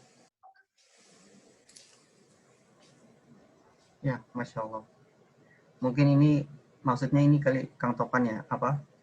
Seperti orang tua yang punya anak gitu ya. Nggak apa-apa anaknya salah gitu ya, berbuat salah, melakukan kesalahan, tapi dia belajar, berkembang, kemudian apa namanya, ya menjadi lebih baik gitu ya. Olah, ini asal aja saya, Kang Topan. Ya. Ya, pada batasan tertentu boleh. Biasanya para ulama mengakhiri permisalan, mungkin teman-teman sering dengar ya, walillahil masalul a'la, dan bagi Allah permisalan yang jauh lebih mulia. Artinya untuk tetap meyakinkan bahwasanya tentu model seperti itu hanya mencoba memahamkan, tetapi Allah lebih sempurna daripada sikap orang tua yang tadi, seperti tadi disebutkan oleh Asli. Tapi sebagai ikhtiar memahamkan bisa saja, meskipun tanpa maksud tentu mendekati Allah SWT. Allahu a'lam. Baik, silahkan. Ada pertanyaan lagi? Silahkan yang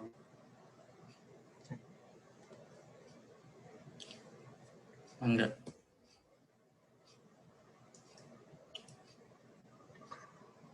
Ya, Kang Heru dari Manglayang ya, Masya Allah.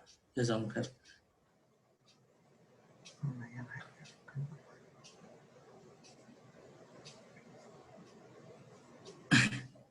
Assalamualaikum, Iqbal. Iqbal pakai nama kantor pusat. Salam. Di kantor ini, Bang? Kapan? Di kantor ini? Enggak, nih di rumah dong. Masa di kantor? Habis namanya ada kantor Lagi pusat. ngechat kerjaan kantor nih. Oh, Masih nyambing ngerjain chat kerjaan kantor. Maklum Masya Pak Allah. Topan isoman. Oh gitu. Oh, oke. Ya. Semoga sembuh berarti ya. Amin. Mungkin Amin, ya. Om Bening kali ini, Om Bening mau nanya ya kayaknya. Monggo Om Bening gitu. diwakilkan. Ayo. Enggak. Nambahkan diskusi silakan. Saya masih menyimak dengan baik, Om Iqbal. Monggo lanjut. Ya, jazakumullah khair. Pak Wisnu, ayo Pak Wisnu. Tambahannya, Pak. Cukup dulu Mas Topan, takut apa ngomongnya. Bisa aja. Masya Allah. Ya, tausiahnya. Tunggu. Ada Ustaz Rustam. Pada Ustaz Rustam. baik, ini ada pertanyaan dari Kang Heru. Oh iya. Oh, astagfirullah. Assalamualaikum Ustaz Topan, punten mau bertanya, gimana hukum seorang imam yang setelah mimpin sholat berjamaah, setelah salam, langsung pulang, nggak ada zikir atau doa, dan sebagainya. Ya. Ya, nuhun Kang Heru. Waalaikumsalam warahmatullahi wabarakatuh. Secara mendasar jawabannya, karena pada dasarnya tidak ada kewajiban yang beliau langgar ketika imam itu langsung pulang. Pada dasarnya tidak ada hal yang beliau langgar secara syariatnya. Tetapi hal-hal ini apalagi kalau dilakukan terus-menerus ya. Kalau sekali-sekali tentu tidak apa-apa ya. Artinya sekali-sekali tidak apa-apa dari sisi sebenarnya terus-menerus pun secara syariat ya tidak ada larangan untuk tidak seperti itu ya. Paling parah jatuhnya adalah tarkus sunnah, dia meninggalkan sebuah sunnah ya. Tetapi kembali para ulama mengatakan kalau memang seseorang tidak meninggalkan kewajiban pada dasarnya tidak apa-apa ya. Ini mungkin satu poin yang kita pasang garis dulu, pada dasarnya dia tidak apa-apa. Dan memang di sisi lain hal ini akan mengejutkan dan membuat tidak nyaman makmum ya. Kita pahami seperti itu secara umum. Dalam riwayat Nabi kita SAW pun pernah tiba-tiba beres sholat itu langsung beliau berangkat atau berdiri dan melewati para sahabatnya. Dan itu momen yang mengagetkan para sahabat. Artinya bahwa bukanlah kebiasaan Nabi kita SAW untuk setelah salam langsung bangkit dan pergi dari tempat imam. Jadi itu satu hal secara kebiasaan Nabi kita Muhammad SAW, ya, secara amalan. Apalagi kalau kita lihat dalam zikir yang beliau baca, maka ada zikir-zikir yang beliau baca setelah itu. Jadi tidak langsung bangkit, itu satu hal. Lalu yang ketiga, yang ini mungkin lebih penting adalah terkait penilaian dari jamaah. Karena kalau ingat penjelasan Imam Nawawi tentang idza lam tastahi fasna ma syi'ta, jika kamu tidak malu maka kerjakan apa yang kamu inginkan. Lam tastahi, Imam Nawawi mengatakan periksa apa yang kamu lakukan jika tidak membuat kamu malu di hadapan Allah SWT. Dan di situ Imam Nawawi menambahkan juga malu terhadap manusia.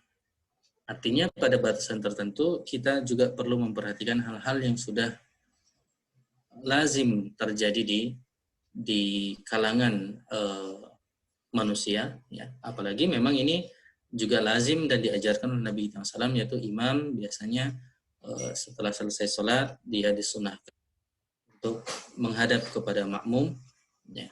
Menghadap ini idealnya sebenarnya imam itu seperti memeriksa, ya, siapa yang ada, siapa yang tidak ada, idealnya bagaimana keadaan makmum, kondisi makmum, seperti itu, sambil berzikir tentunya. Jadi yang ideal memang seperti itu.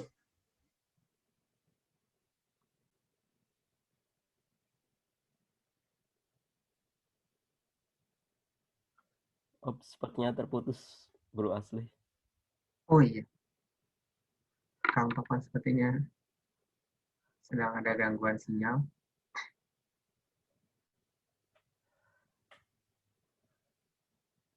Nah, bentar ya. Dicoba di Bro Vector mungkin bisa. Ini nggak invite ya. Wah, masih ada di dalam.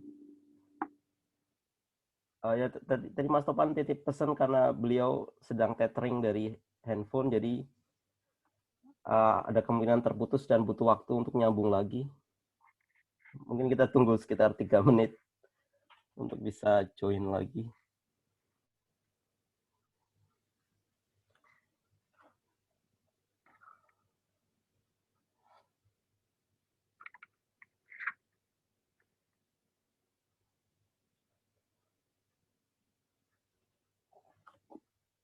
Kalau Ya? Bro Asli, oh masih on ya. Kalau tentang pertanyaan saudara Heru tentang imam yang langsung pulang, mungkin sedikit menambahkan sambil menunggu Mas Topan. Saya pernah mendengar sebuah hadis begitu bahwa sebenarnya yang disunahkan setelah kita sholat wajib adalah zikir tentunya, dan juga tentang doa maka itu sebaiknya tidak dirutinkan. Jadi doa setelah sholat itu tidak dirutinkan, walaupun boleh tentunya. Tapi yang dirutinkan justru doa sebelum salam atau juga doa saat di sujud. Benar nggak itu, Bro Asli? Mohon pendapatnya. Masya Allah. Atau juga teman-teman yang lain. Pertanyaannya ditampung dulu ya, Bro Vector. Atau mungkin Kang Agus Yodi bisa bantu menjawab. Atau rekan-rekan yang lain juga silakan. Ya, sepengetahuan saya itu salah satu pendapat yang disampaikan ada Ustaz Topan itu. Silakan, mungkin nanti saya namakan. Lanjut Kang Jody. Silakan lanjut Kang Agus Yodi. Ya, tadi ada pertanyaan dari siapa? Vector ya. Jadi tidak dibiasakan untuk berdoa setelah sholat gitu. Memang kalau saya baca itu salah satu pendapat yang dikemukakan oleh Shalih Utsaimin ya dalam bukunya Mensyarah Kitab Bulughul Maram itu ada di situ. Nah, tetapi kalau andaikan seseorang itu memang mau berdoa di situ, kan doa itu boleh kapan saja sebetulnya. Tapi memang tidak termasuk bagian dari kegiatan yang dilakukan setelah selesai sholat, kira-kira begitu. Ada beberapa memang yang berpendapat tidak ada, bahkan ekstrimnya mengatakan itu tidak boleh, ada yang seperti itu yang saya paham ya. Mungkin diantaranya salah satunya pendapat yang dipegang oleh pendapat Shalih Utsaimin. Tetapi dalam sisi yang lain saya berpendapat doa itu bisa kapan saja ya, memang tidak harus setelah sholat, tetapi andaikan mau melakukan setelah selesai sholat ya boleh-boleh saja, kira-kira begitu. Itu pendapat saya, tapi memang ada yang berpendapat seperti yang disampaikan oleh Kang Victor tadi, intinya barangkali tidak merutinkan ya. Kemudian tidak mengatakan itu sebagai bagian dari kebiasaan setelah sholat. Memang kalau dilihat, yang saya tahu itu dari hadis-hadis memang hanya sampai di setelah membaca ada kulhu itu, kemudian ditutup dengan la ilaha illallah, udah sudah sampai situ aja. Nah sisanya itu kalau dipandang sebagai keinginan untuk melakukan doa gitu, doa boleh di kapan saja sebetulnya. Kalau itu barangkali pendapat saya, tapi saya juga mengetahui ya bahwa di antara salah satu pendapat saya yang saya baca dalam Syarah Bulughul Maram itu juga mengatakan seperti itu. Mungkin itu aja, mungkin dari saya, mungkin ada tambahan dari Ustaz Topan enggak? Baik, terima kasih Pak Agus. Terima kasih banyak Kang Gus Yodi atas tambahannya. Ya, tadi Kang Topan pertanyaan itu apa lebih baik supaya doa itu tidak dirutinkan setelah sholat, karena seperti jadi kebiasaan gitu ya. Iya. Sebentar. Pertama, Afwan tadi putus ya. Tapi sekarang sudah balik ke Wi-Fi First Media. Oke, ternyata. Ya, ini ada pertanyaan dari Kang Pramudia. Bismillah. Assalamualaikum Ustaz. Apakah dengan kemurahan hati Allah sebagai Maha Penerima Taubat, jika seseorang melakukan maksiat, ada perasaan, sudahlah kali ini saja saya bermaksiat, Allah kan Maha Penerima Taubat. Apakah hal ini dapat dikatakan sebagai bentuk dosa syirik secara tidak langsung? Karena seakan-akan mengingkari sifat Allah yang lain seperti Al-Basir, As-Sami, dan sifat-sifat Allah yang lainnya. Terima kasih. Tur nuhun. Ya, bagaimana Kang? Ya. Oke. Ya, tentang yang ini ya. Waalaikumsalam warahmatullahi wabarakatuh. Pertama mungkin di antara anak pertanyaan yang perlu segera dibantah, yaitu apakah yang dapat dikatakan dosa syirik? Insya Allah bukan syirik ya. Tapi itu di antara memang was-was dan strategi setan, yaitu meremehkan dosa. Jadi perlu hati-hati. Dosa itu para ulama bahkan ada statement yang dikenal di kalangan ulama, tidak ada dosa besar selama diiringi dengan tobat dan istighfar. Tetapi sebaliknya tidak ada dosa kecil yang diiringi dengan menganggap remeh dan berlanjut terus-terusan gitu. Tapi yang memang agak riskan adalah ketika dia mulai merasa karena itu tahapan setan ya. Dia mulai setan membisikkan, dosa ini kayaknya kecil ya, sehingga lama-lama mulai masuk ke kayaknya nggak dosa deh. Artinya ketika sering dikerjakan akhirnya kok bisa dosa ya, padahal ini kan nggak apa-apa. Nah sebenarnya dia telah bergeser sedikit demi sedikit tanpa dia sadari, karena dan proses itu bisa terjadi agak lama tergantung lingkungannya ya. Jadi awalnya dia menyadari itu dosa, bahkan satu hal yang tabu, tapi karena setan membisikkan pelan-pelan ya tidak mungkin. Strategi setan diantaranya adalah memang bertahap pelan-pelan. Tidak mungkin dari satu hal yang kita anggap tabu itu langsung halal, bahkan wajib. Itu kan terlalu loncat. Biasanya setan strateginya di para ulama kita dengan menganggap remeh dulu dosa tersebut, nanti target setan adalah menghalalkan dosa tersebut. Ya.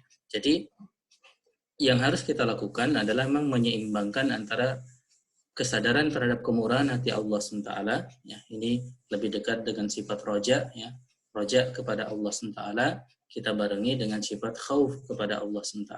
Dan dua ini kita imbangkan sebenarnya. Dan, jadi betul seperti yang disampaikan di sini, perlu mengingat Allah itu di satu sisi juga memang Ghafurur Rahim, tapi di sisi lain Allah juga tadi Al-Basir, ya, Allah juga Maha melihat dan Maha keras hukumannya. Ya.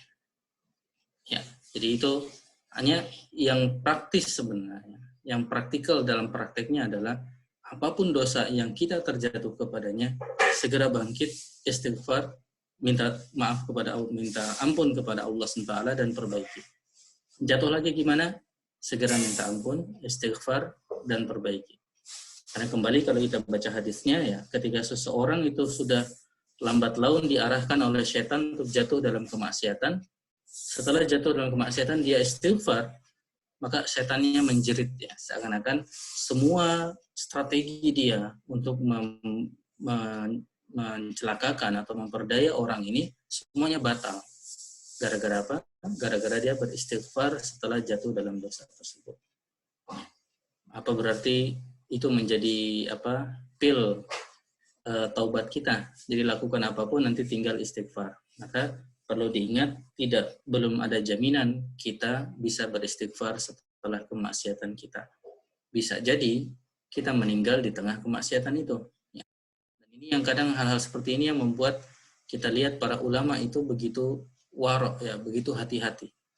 Ya, kita ingat ketika bahas warok, para ulama mengajarkan berada di tempat maksiat saja tanpa melakukan kemaksiatan, mereka takut. Karena apa? Karena takut meninggal di situ. Jadi pas ada di situ, pas meninggal padahal tidak melakukan kemaksiatan, ya, apalagi sambil melakukan dan hal-hal yang lebih parah lainnya, ya, wallahu a'lam. Jadi memang perlu menyeimbangkan antara roja, khauf dan juga mahabbah kepada Allah SWT. Atau dalam kalimat yang disampaikan di pertanyaan, betul perlu mengenal Allah SWT lebih lengkapnya. Di satu sisi Al-Ghafur, tapi betul juga bahwa Allah SWT Al-Basir, As-Sami, Al-Alim, yang Maha mengetahui. Ya. Dan juga disebutkan dalam ayat lain, Allah itu syadidul adab, ya. Adabnya maha keras, ya. Jazakumullah khair. Asli tentang yang tadi, semoga yang pertanyaan Kang Heru sudah terjawab, ya. Jadi karena tadi terputus, maaf, mohon izin kembali ke situ. Jadi pada dasarnya tidak ada yang dilanggar dari imam yang seperti itu, tapi perlu tidak ada yang dilanggar, maksudnya tidak ada kewajiban yang dilanggar. Bahwa ada sunnah yang ditinggalkan, iya. Ya.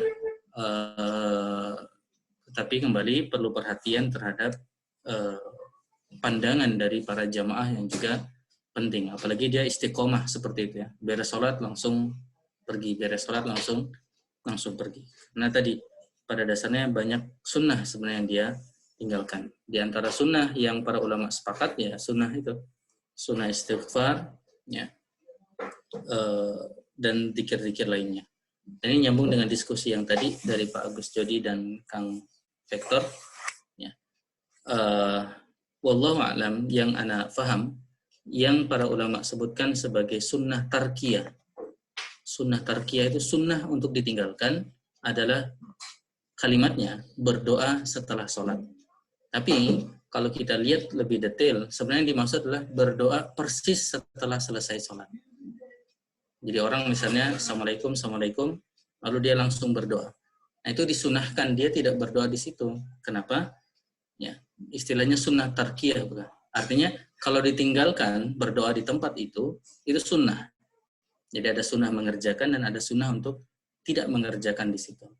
Jadi ada orang, mungkin kita sering lihat, ya, dan kembali pada dasarnya boleh. Pada dasarnya boleh, meskipun istilah tadi Syekh Utsaimin jangan dibiasakan, ya. Tapi bagaimanapun syariat tidak ada larangan secara haram tentang hal tersebut, ya. Hanya memang ada sunnah yang harusnya dia kerjakan, yaitu istighfar, ya, dan beberapa rangkaian awal dari zikir yang itu para ulama sepakat ya. Para ulama sepakat, misalnya istighfar itu sepakat para ulama itu memang yang dikerjakan persis setelah salam ya. Kemudian Allahumma antas salam minkas salam dan selanjutnya urutannya itu disepakati, Allah alam, yang Anda tahu disepakati, sehingga sampai bagian situ jangan diganti dengan doa. Tapi setelah beres yang zikir ya, maka doa di situ sudah bukan lagi bahasan tentang doa setelah sholat yang disebutkan sebagai sunnah tarkiyah. Wallahu a'lam. Dan banyak nas juga yang menyebutkan bahwa memang justru waktu yang mustajab untuk kita berdoa ya, ba'da salat. Meskipun tadi penekanannya tidak persis setelah salat. Karena mungkin teman-teman pernah lihat orang yang ba'da salam lalu dia langsung berdoa kepada Allah Subhanahu wa taala. Jadi ada rangkaian-rangkaian zikir yang disunahkan. Setelah itu baru bisa dilakukan hal-hal yang lainnya. Meskipun seperti yang Pak Agus bilang, bisa jadi juga ada yang berpendapat bahkan setelah zikir-zikir pun tidak diisi dengan doa. Tetapi agak berat sebenarnya karena tidak ada pengharaman, tidak ada penghalangan tentang hal tersebut. Wallahu a'lam. Kembali dalam hal itu sangat mungkin bisa banyak ikhtilaf. Mangga. Baik, jazakallah khair Kang Topan. Silakan teman-teman jika ada yang pertanyaan lain.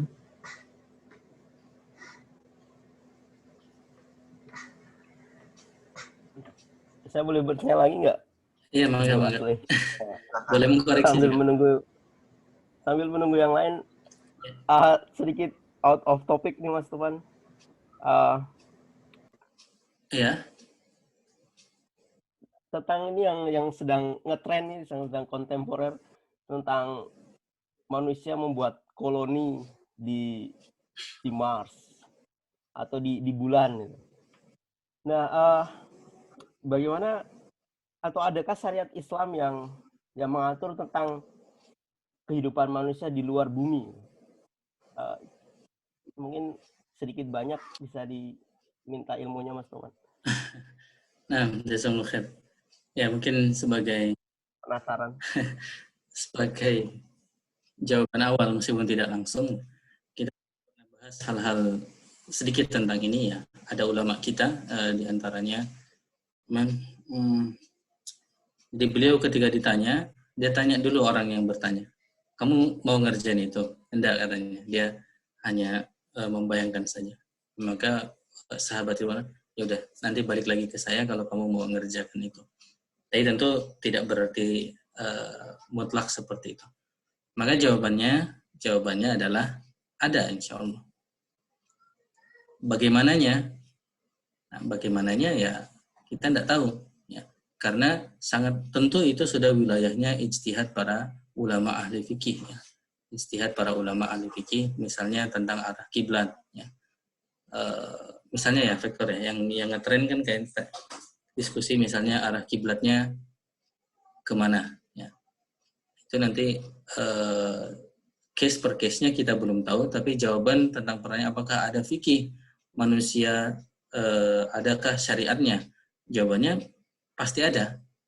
Apanya itu yang mungkin misalnya detailnya itu kita harus bertanya kepada ulama, karena itu pasti akan masuk di wilayah-wilayah ijtihadnya mereka. Pengembangan dari hal-hal yang sudah dibahas saat ini. Karena belum dibahas sebelumnya, tapi para ulama mengatakan atau pokok-pokok dalam syariat Islam termasuk dalam fikih, dalam syariat ya, dalam fikih artinya pelaksanaan ibadah itu sudah bisa di-extend ke banyak hal. Salah satunya ya dimanapun kita tinggal itu bisa di-extend ya. Misalnya bagaimana perjalanan dengan pesawat itu adalah ekstensi dari perjalanan dengan unta misalnya. Yang tentu secara dimensi dan lain sebagainya itu sangat berbeda ya, kecepatan dan lain sebagainya. Tapi setelah itu terjadi ya fikih mapan kembali dan itu menjadi wajar saja. Jadi kalau suatu saat kita punya koloni di Mars misalnya, seperti mimpinya Mas Elon, ya, maka suatu saat kita harus yakin ya, tanpa perlu mengetahui detailnya, syariat Islam bisa mengatur semua itu. Ya. Dan para ulama-ulama yang mujtahid tentunya, yang tadi sebagaimana gambaran contohnya, mereka hafal hadisnya saja sampai 300.000, sehingga ketika mengkiaskan dari perjalanan unta ke perjalanan pesawat itu punya tools dan database, istilah kita ya, punya tools dan database yang cukup untuk melakukan kiasnya. Jadi tanpa membahas detail jawabannya, insya Allah ada dan pasti ada syariat Islam yang mengatur dimanapun manusia hidup ya, dimanapun manusia hidup. Karena Baik. ya, Baik. tentu Kalau tidak berpikir Allah tidak menyangka kita bisa kemas kan. Wah, luar Iya. skenario Allah nih kok kita kemas gitu. Wallah. ya kalau apakah ada kabar atau berita dari Rasulullah Mas Topan tentang adanya koloni di luar bumi? Allahu a'lam. Oh ya, terima kasih Mas Topan. Tapi yang jelas kalau baca di surah Ar-Rahman, tantangan itu kan sudah diberi ya. Apa itu? Seperti apa Mas? Ada ingat surahnya apa? Ar-Rahman. Apa itu? Jadi kalau kamu bisa menembus luar angkasa, maka tembuslah. Oke. Kita tidak bisa menembus itu kecuali dengan kekuatan. Dan itu sebagian mengatakan itu hal yang, ya itu syaratnya ada kekuatan. Roket. Tapi bahkan mengatakan itu nuansanya tantangan dalam artian motivasi. Gitu. Nuansanya seperti itu. Jadi secara konsep itu, ya kalau kita bicara seperti itu ya, umat Islam sebenarnya sudah pada level kita pernah mengalami kejadian di mana bulan itu dibelah. Dan kalau kita perhatikan studi-studi ilmiah tentang sisa dibelahnya bulan, dan bulan yang dibelah itu bulan yang didatangi oleh orang-orang bumi yang pernah menginjakan di bulannya. Setidaknya kita percaya dari klaim mereka, ya insya Allah seperti itu. Dan bulan itulah yang pernah terbelah. Dan Nabi kita Muhammad SAW pernah ke langit yang ke-7, artinya sudah nembus langit-langit seperti ini. Memang di satu sisi agak ya seperti yang sering disampaikan Pak Wisnu ya. Harusnya mungkin kita yang pertama kali bisa ke Mars ya, Victor ya. Kalau lihat di surah Ar-Rahman itu. Karena itu kan tantangan sebenarnya. Ar-Rahman masih ayat 33 mungkin masih ya Mas Topan. Coba dibaca. Boleh sedikit ya, Mas Topan. Oh, monggo Pak. Oh, silakan. Ini saya sebenarnya cenderung sama pendapatnya dengan Mas Topan tadi tentang Sultan tadi. Tapi ini ada buku menarik tulisan Ustadz Ahmad Sarwat ini yang agak berbeda tentang tafsir bersurah ilmi. Jadi beliau itu mencoba menulis. Beliau kan produktif banget ya. Saya kadang-kadang suka baca, tapi sepintas sih nggak sampai semuanya. Beliau lebih cenderung untuk beliau memaparkan itu semua pendapat-pendapat tentang misalkan Muhammad Abduh dan sebagainya yang awal yang kan pendapat ulama klasik tentang tafsir Al-Qur'an ya, tapi juga ulama-ulama modern yang menganggap itu isyarat-isyarat sains dan lain sebagainya. Tapi terkait dengan Sultan ini katanya bukan katanya di buku itu tulis ada tafsir dari Ibnu Abbas bahwa itu terkejadian di padang mahsyar seperti itu kalau nggak salah ya, saya agak lupa itu. Jadi kecenderungan beliau kalau saya lihat nih ingin memaparkan semua pendapat tapi lebih cenderung untuk tidak mengkait-kaitkan antara tafsir sains tadi itu yang kemudian nanti kan sains itu bisa berubah, masalahnya seperti itu. Ya, Itu betul. akan punya dampak seperti itu. Nah, oleh karena itulah kita di FMIPA IPB itu malah sekarang justru membuat acara itu ya, yang Oh, ya. lubang Jadi hitam. tafsir klasik dibahas, tapi isyarat pesan-pesan itu, jadi ayat Al-Quran itu dijadikan bukan ditafsirkan secara ilmiah gitu untuk menjustifikasi sesuatu yang saintifik, tapi biarlah pendengar itu menyimpulkan sendiri. Memang intinya gini, ada tafsir klasik seperti ini, tapi ada juga fenomena alam yang bisa kemungkinan bisa dikaitkan itu, tapi bukan sebagai tafsir ya, tapi bisa jadi ini sebuah inspirasi sains gitu loh. Jadi Al-Quran itu seharusnya menjadi inspirasi ide-ide sains, ide-ide munculnya teori-teori sains, harusnya seperti itu. Bukan menafsirkan Al-Quran kemudian secara dikaitkan dengan sains, tapi justru kita ingin menunjukkan bahwa kalau kita mempelajari Al-Quran dengan baik, maka bisa jadi akan muncul ide-ide baru tentang sains yang inovatif dan lain sebagainya seperti itu. Nah itu sih yang inginnya. Jadi tidak ingin mendekotomikan sains dan Al-Quran, tapi justru ingin kalau bisa itu Al-Quran itu jadi sumber inspirasi dari penemuan-penemuan saintifik yang baru.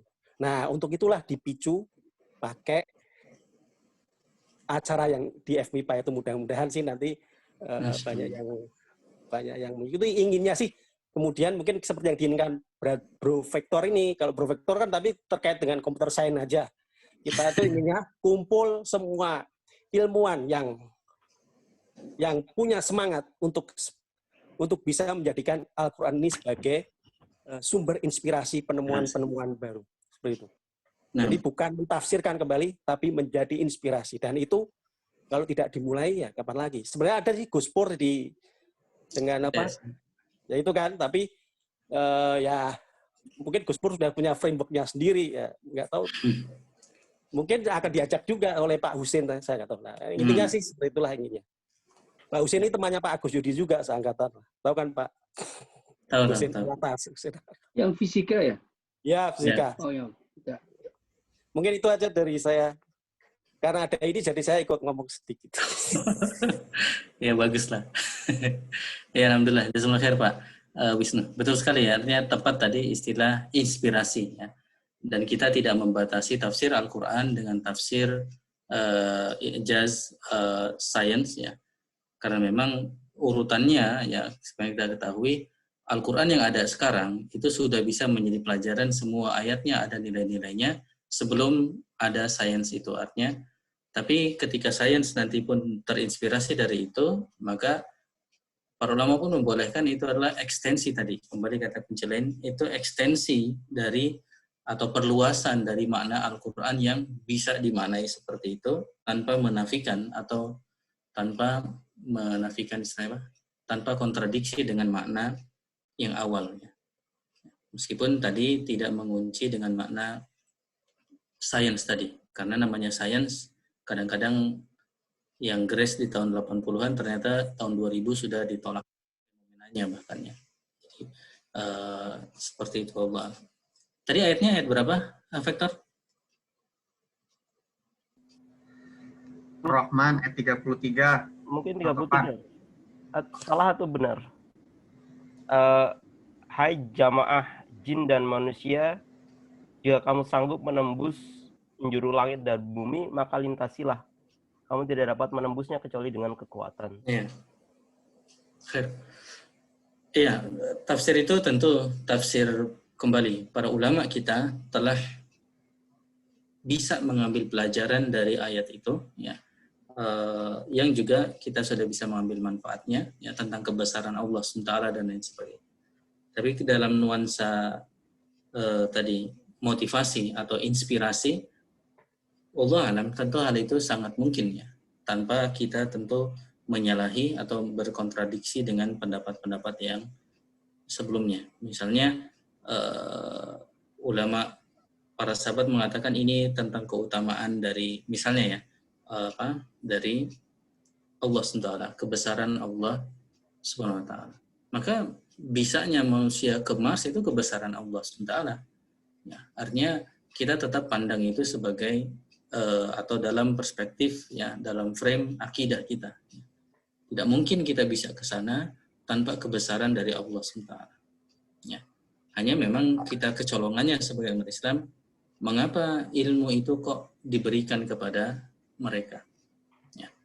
Tentu saja kita kembali dengan frame bahwasanya orang-orang kufur itu, ya kekafir, tetap tidak membuat mereka mulia di hadapan Allah SWT. Ini pun ada dalam frame kita. Tapi dari sisi introspeksi ya kok dia yang bisa mengerjakan itu, tetap ini jadi hal yang menarik ya. Para ulama kita dulu kalau kita lihat ada yang bisa ngitung diameter matahari di tahun berapa itu? Siapa yang hitung? Dan ternyata hitungan para saintis sekarang itu tidak jauh beda dengan hitungan dia.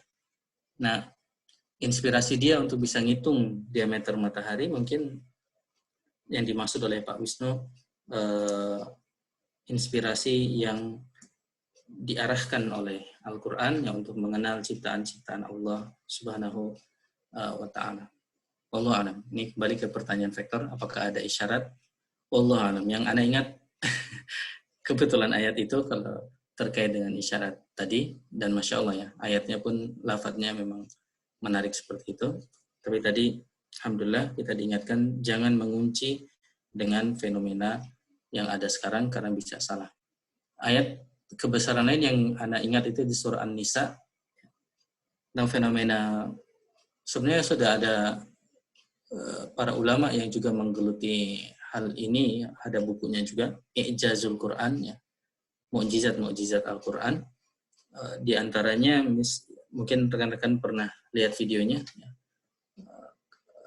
Orang Cina ahli kulit yang masuk Islam, karena dari studi dia sepanjang karirnya dia memahami bahwasanya rasa sakit itu hanya di kulit bagian luar gitu. Jadi kulit bagian dalam itu tidak bisa merasakan rasa sakit. Lalu dia ketemu ayat di surah An-Nisa ya, yang ayatnya mengatakan kullama nadijat juluduhum, setiap kali di neraka itu terbakar kulit-kulit mereka, baddalnahum, kami gantikan mereka kulit yang baru, liyadzukul adab, agar mereka merasakan adabnya. Nah, bagi Pak Profesor itu ayat itu sesuatu banget gitu. Karena wah bener nih, ternyata yang merasakan sakit itu ya di permukaannya aja. Jadi agar merasakan adab, Allah ganti terus supaya merasakan adab. Ya, tapi seandainya pun ternyata mekanisme itu nanti ganti, tidak berarti ayat Al-Quran ini dikunci untuk pemahaman yang tadi, pemahaman yang tadi. Pelajarannya kembali bahwasanya siksaan di pelajaran para ulama pada umumnya tentang ayat tersebut, ya, bahwasanya siksaan di neraka itu siksaan yang terus-menerus. Dan logika orang umum saja tanpa perlu jadi profesor itu akan mengira, wah kalau saya sudah mati saya nggak merasakan apa-apa lagi. Nah, di antara jawabannya adalah dia akan hidup kembali, dia akan merasakan kembali. Ya. Di antaranya malah spesifik terkait kulit tadi. Wallahu a'lam. Ya. Ya, tadi namanya juga OOT ya, vektor ya. Afwan. Ups, Masya Allah.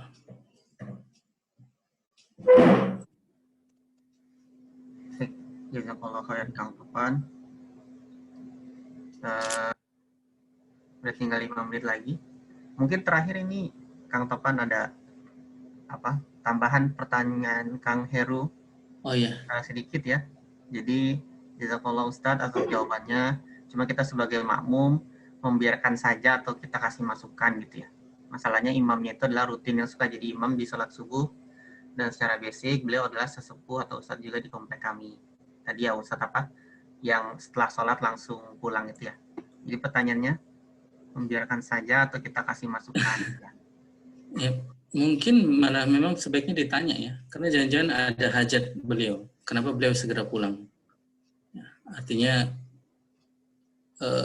yang jelas perlu komunikasi dan sangat bagus memang komunikasinya di belakang layar ya. Tidak di depan jamaah langsung ditanya, di belakang layar ya. Ada kemungkinan malah beliau ada hajat, misalnya setiap selesai sholat ya, kalau ingat kisah sahabat itu harus gantian sarung dengan istrinya, meskipun mungkin zaman sekarang nggak akan begitu ya, Allah. Atau misalnya harus ngambil air, misalnya harus melakukan sesuatu. Nah, hal itu malah sangat bagus dilakukan komunikasi. Para ulama kita bilang idza ulima sabab batalal ajab ya. Kalau diketahui sebabnya maka hilanglah rasa ajab itu rasa heran gitu. Jadi kadang kita coba cari tahu kenapa ya, jangan-jangan malah ada hal yang bisa kita bantu yang membuat ustadz itu bisa santai mengimami ya. Artinya setelah, apalagi kalau memang setelah salam langsung pergi, memang jamaah mungkin ya bawaannya jamaah secara umum ya agak gimana gitu, agak aneh ya, agak aneh. Meskipun secara syariat tadi kita telah diskusikan ya batasan-batasan. Pada dasarnya sebenarnya tidak ada kewajiban, tidak ada hal yang haram yang dia lakukan, hanya secara urf, adat, dan juga secara sunnah ada yang ditinggalkan. Jadi itu kalau bisa ditanyakan ya, kalau ternyata memang tidak apa-apa kita sarankan ya, karena dan itu bisa jadi alasan, yaitu kegundahan jamaah. Jamaah gundah itu sesuatu yang juga perlu diperhatikan. Artinya siapa tahu nanti jamaah malah malas sholat di situ gara-gara imamnya seperti itu karena kejahilan jamaah ya. Artinya imam itu sebagai orang yang alim di situ mungkin perlu memperhatikan hal-hal yang dirasakan oleh jamaahnya. Tentu selama itu tidak maksiat ya. Selama itu tidak maksiat, maka dia bisa memperhatikan masukan-masukan dari jamaahnya. Wallahu a'lam. Ustaz, saya mau tambahkan dikit tadi dari perkataan saya, ya boleh? Bangga Kang Agus. Tadi terkait dengan pertanyaan doa setelah sholat itu, tadi saya baca lagi di bukunya itu, penjelasan Syaikh Utsaimin. Barangkali ini mungkin ada perbedaan pendapatnya di sini. Jadi dalam hadis itu di riwayat Ahmad ini redaksinya seperti ini: Sami Rasulullah SAW rajulan yad'u fi sholatihi lam yahmadillah walam yusolli ala nabi, dan seterusnya. Nah, perkataan yad'u fi sholatihi, kalau pendapat Syaikh Utsaimin itu diartikannya adalah berdoa dalam sholatnya. Jadi dengan demikian beliau berpendapat bahwa boleh berdoa dalam sholat, bahkan dengan menggunakan urusan keduniawian. Dulu kita pernah berbicara tentang itu ya. Nah, tetapi mungkin di yang lain berpendapat memaknai dari yad'u fi sholatihi itu adalah menyeru dalam doanya. Kan di belakangnya tanpa mengucapkan hamdalah, mengucapkan mengucapkan sholat dan lain sebagainya. Barangkali itu dipandang salah satu barangkali hadis ini dijadikan bagi mereka yang berpendapat untuk boleh berdoa setelah sholat. Tetapi kalau Syaikh Utsaimin berpendapat menerjemahkan yad'u fi sholati itu maksudnya adalah berdoa di dalam sholat. Jadi boleh, karena ada beberapa riwayat yang lain kan yang berlindung dari 4 perkara sebelum tasyahud, sebelum salam dan lain sebagainya, kira-kira itu. Dan satu sisi lain, saya lupa di halaman berapa itu terkait dengan pemaknaan fi duburi sholah itu. Di duburi sholah itu apa makna dari duburi sholah itu? Ada yang bermakna sebelum salam, ada yang bermaknainya ada setelah salam, kira-kira begitu. Nah, kira-kira itulah barangkali mungkin kita karena melihat dengan adanya perbedaan pemahaman, asalkan ada dalilnya, mungkin kita akan jadi lebih toleransi, kira-kira gitu aja sih menurut saya. Alhamdulillah. Mungkin terima kasih tambahan terakhir. Terima kasih. Ya, jazakumullah khair Pak Agus jadi ya atas tambahan ilmunya hadis tadi ya. Ya kembali rekan-rekan, mungkin sekedar catatan pentingnya kita memang punya rujukan ulama dalam memahami itu. Setidaknya kita bisa serahkan argumentasi itu, kembalikan kepada para ulama kita. Ya, hadis memang atau dalil memang menarik ya, tetapi kembali bahkan para ulama itu kadang-kadang dalilnya sama sebenarnya, tetapi bagaimana memahaminya ini yang perlu berlapang dada tadi, karena bisa jadi difahami dengan cara atau ya, frame fikih yang berbeda, dengan manhaj fikih yang berbeda, dengan cara berpikir atau istilah kerennya school of thinking ya. Dalam bahasa Arab dari dulu setelah dikenal madrasah ya. Madrasah itu sebenarnya bukan hanya sekolah, tetapi cara berpikirnya orang Baghdad itu frame-nya beda dengan orang Madinah, beda dengan orang Makkah, dan itu tidak lepas dari histori mereka tentunya. Interaksi mereka beda dengan interaksinya orang Madinah. Ya. Jadi kembali, jazakumullah khair, mungkin seperti biasa ya, diskusi fikih kita akan menemukan seru, banyak perbedaan-perbedaan, dan ya mari kita semangat untuk mendengar, untuk belajar dari para ulama kita tentang bagaimana pemahaman dari dalil tersebut. Dan khusus di buku ini semoga kita bisa istiqomah ya sampai ke 42. Kita baru 21 out of 42. Jadi masih setengahnya nih, masih 50% ya, insya Allah. Oke, demikian saya kembalikan ke Kang Aslih. Monggo. Baik, alhamdulillah sudah 2 jam kita bersama membahas ini ya, hadis ke-21 dari Imam Nawawi.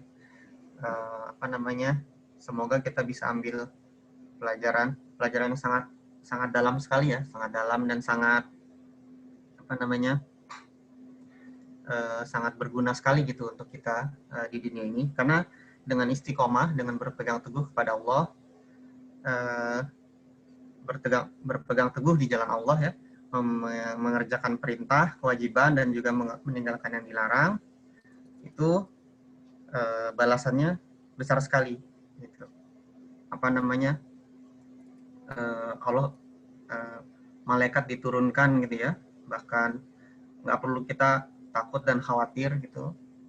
Bahkan tadi ketika kita meninggal pun, bahkan tadi di Quran surat Al-Fussilat ya, innal ladzina qalu rabbunallahu tsumma istaqamu tatanazzalu alaihimul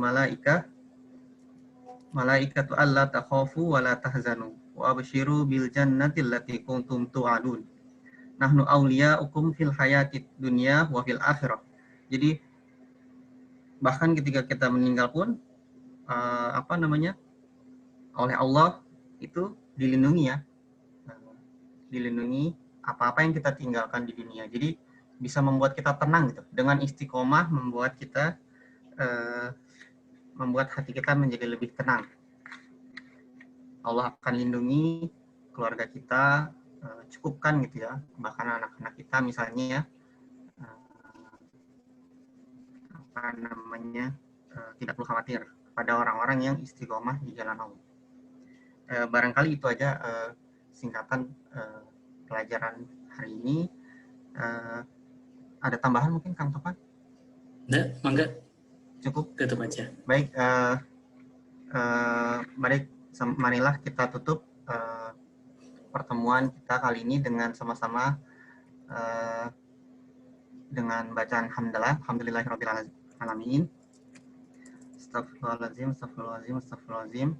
Dan kita tutup dengan doa penutup majelis. Subhanakallahumma wa bihamdika asyhadu an la ilaha illa anta astaghfiruka wa atubu ilaik.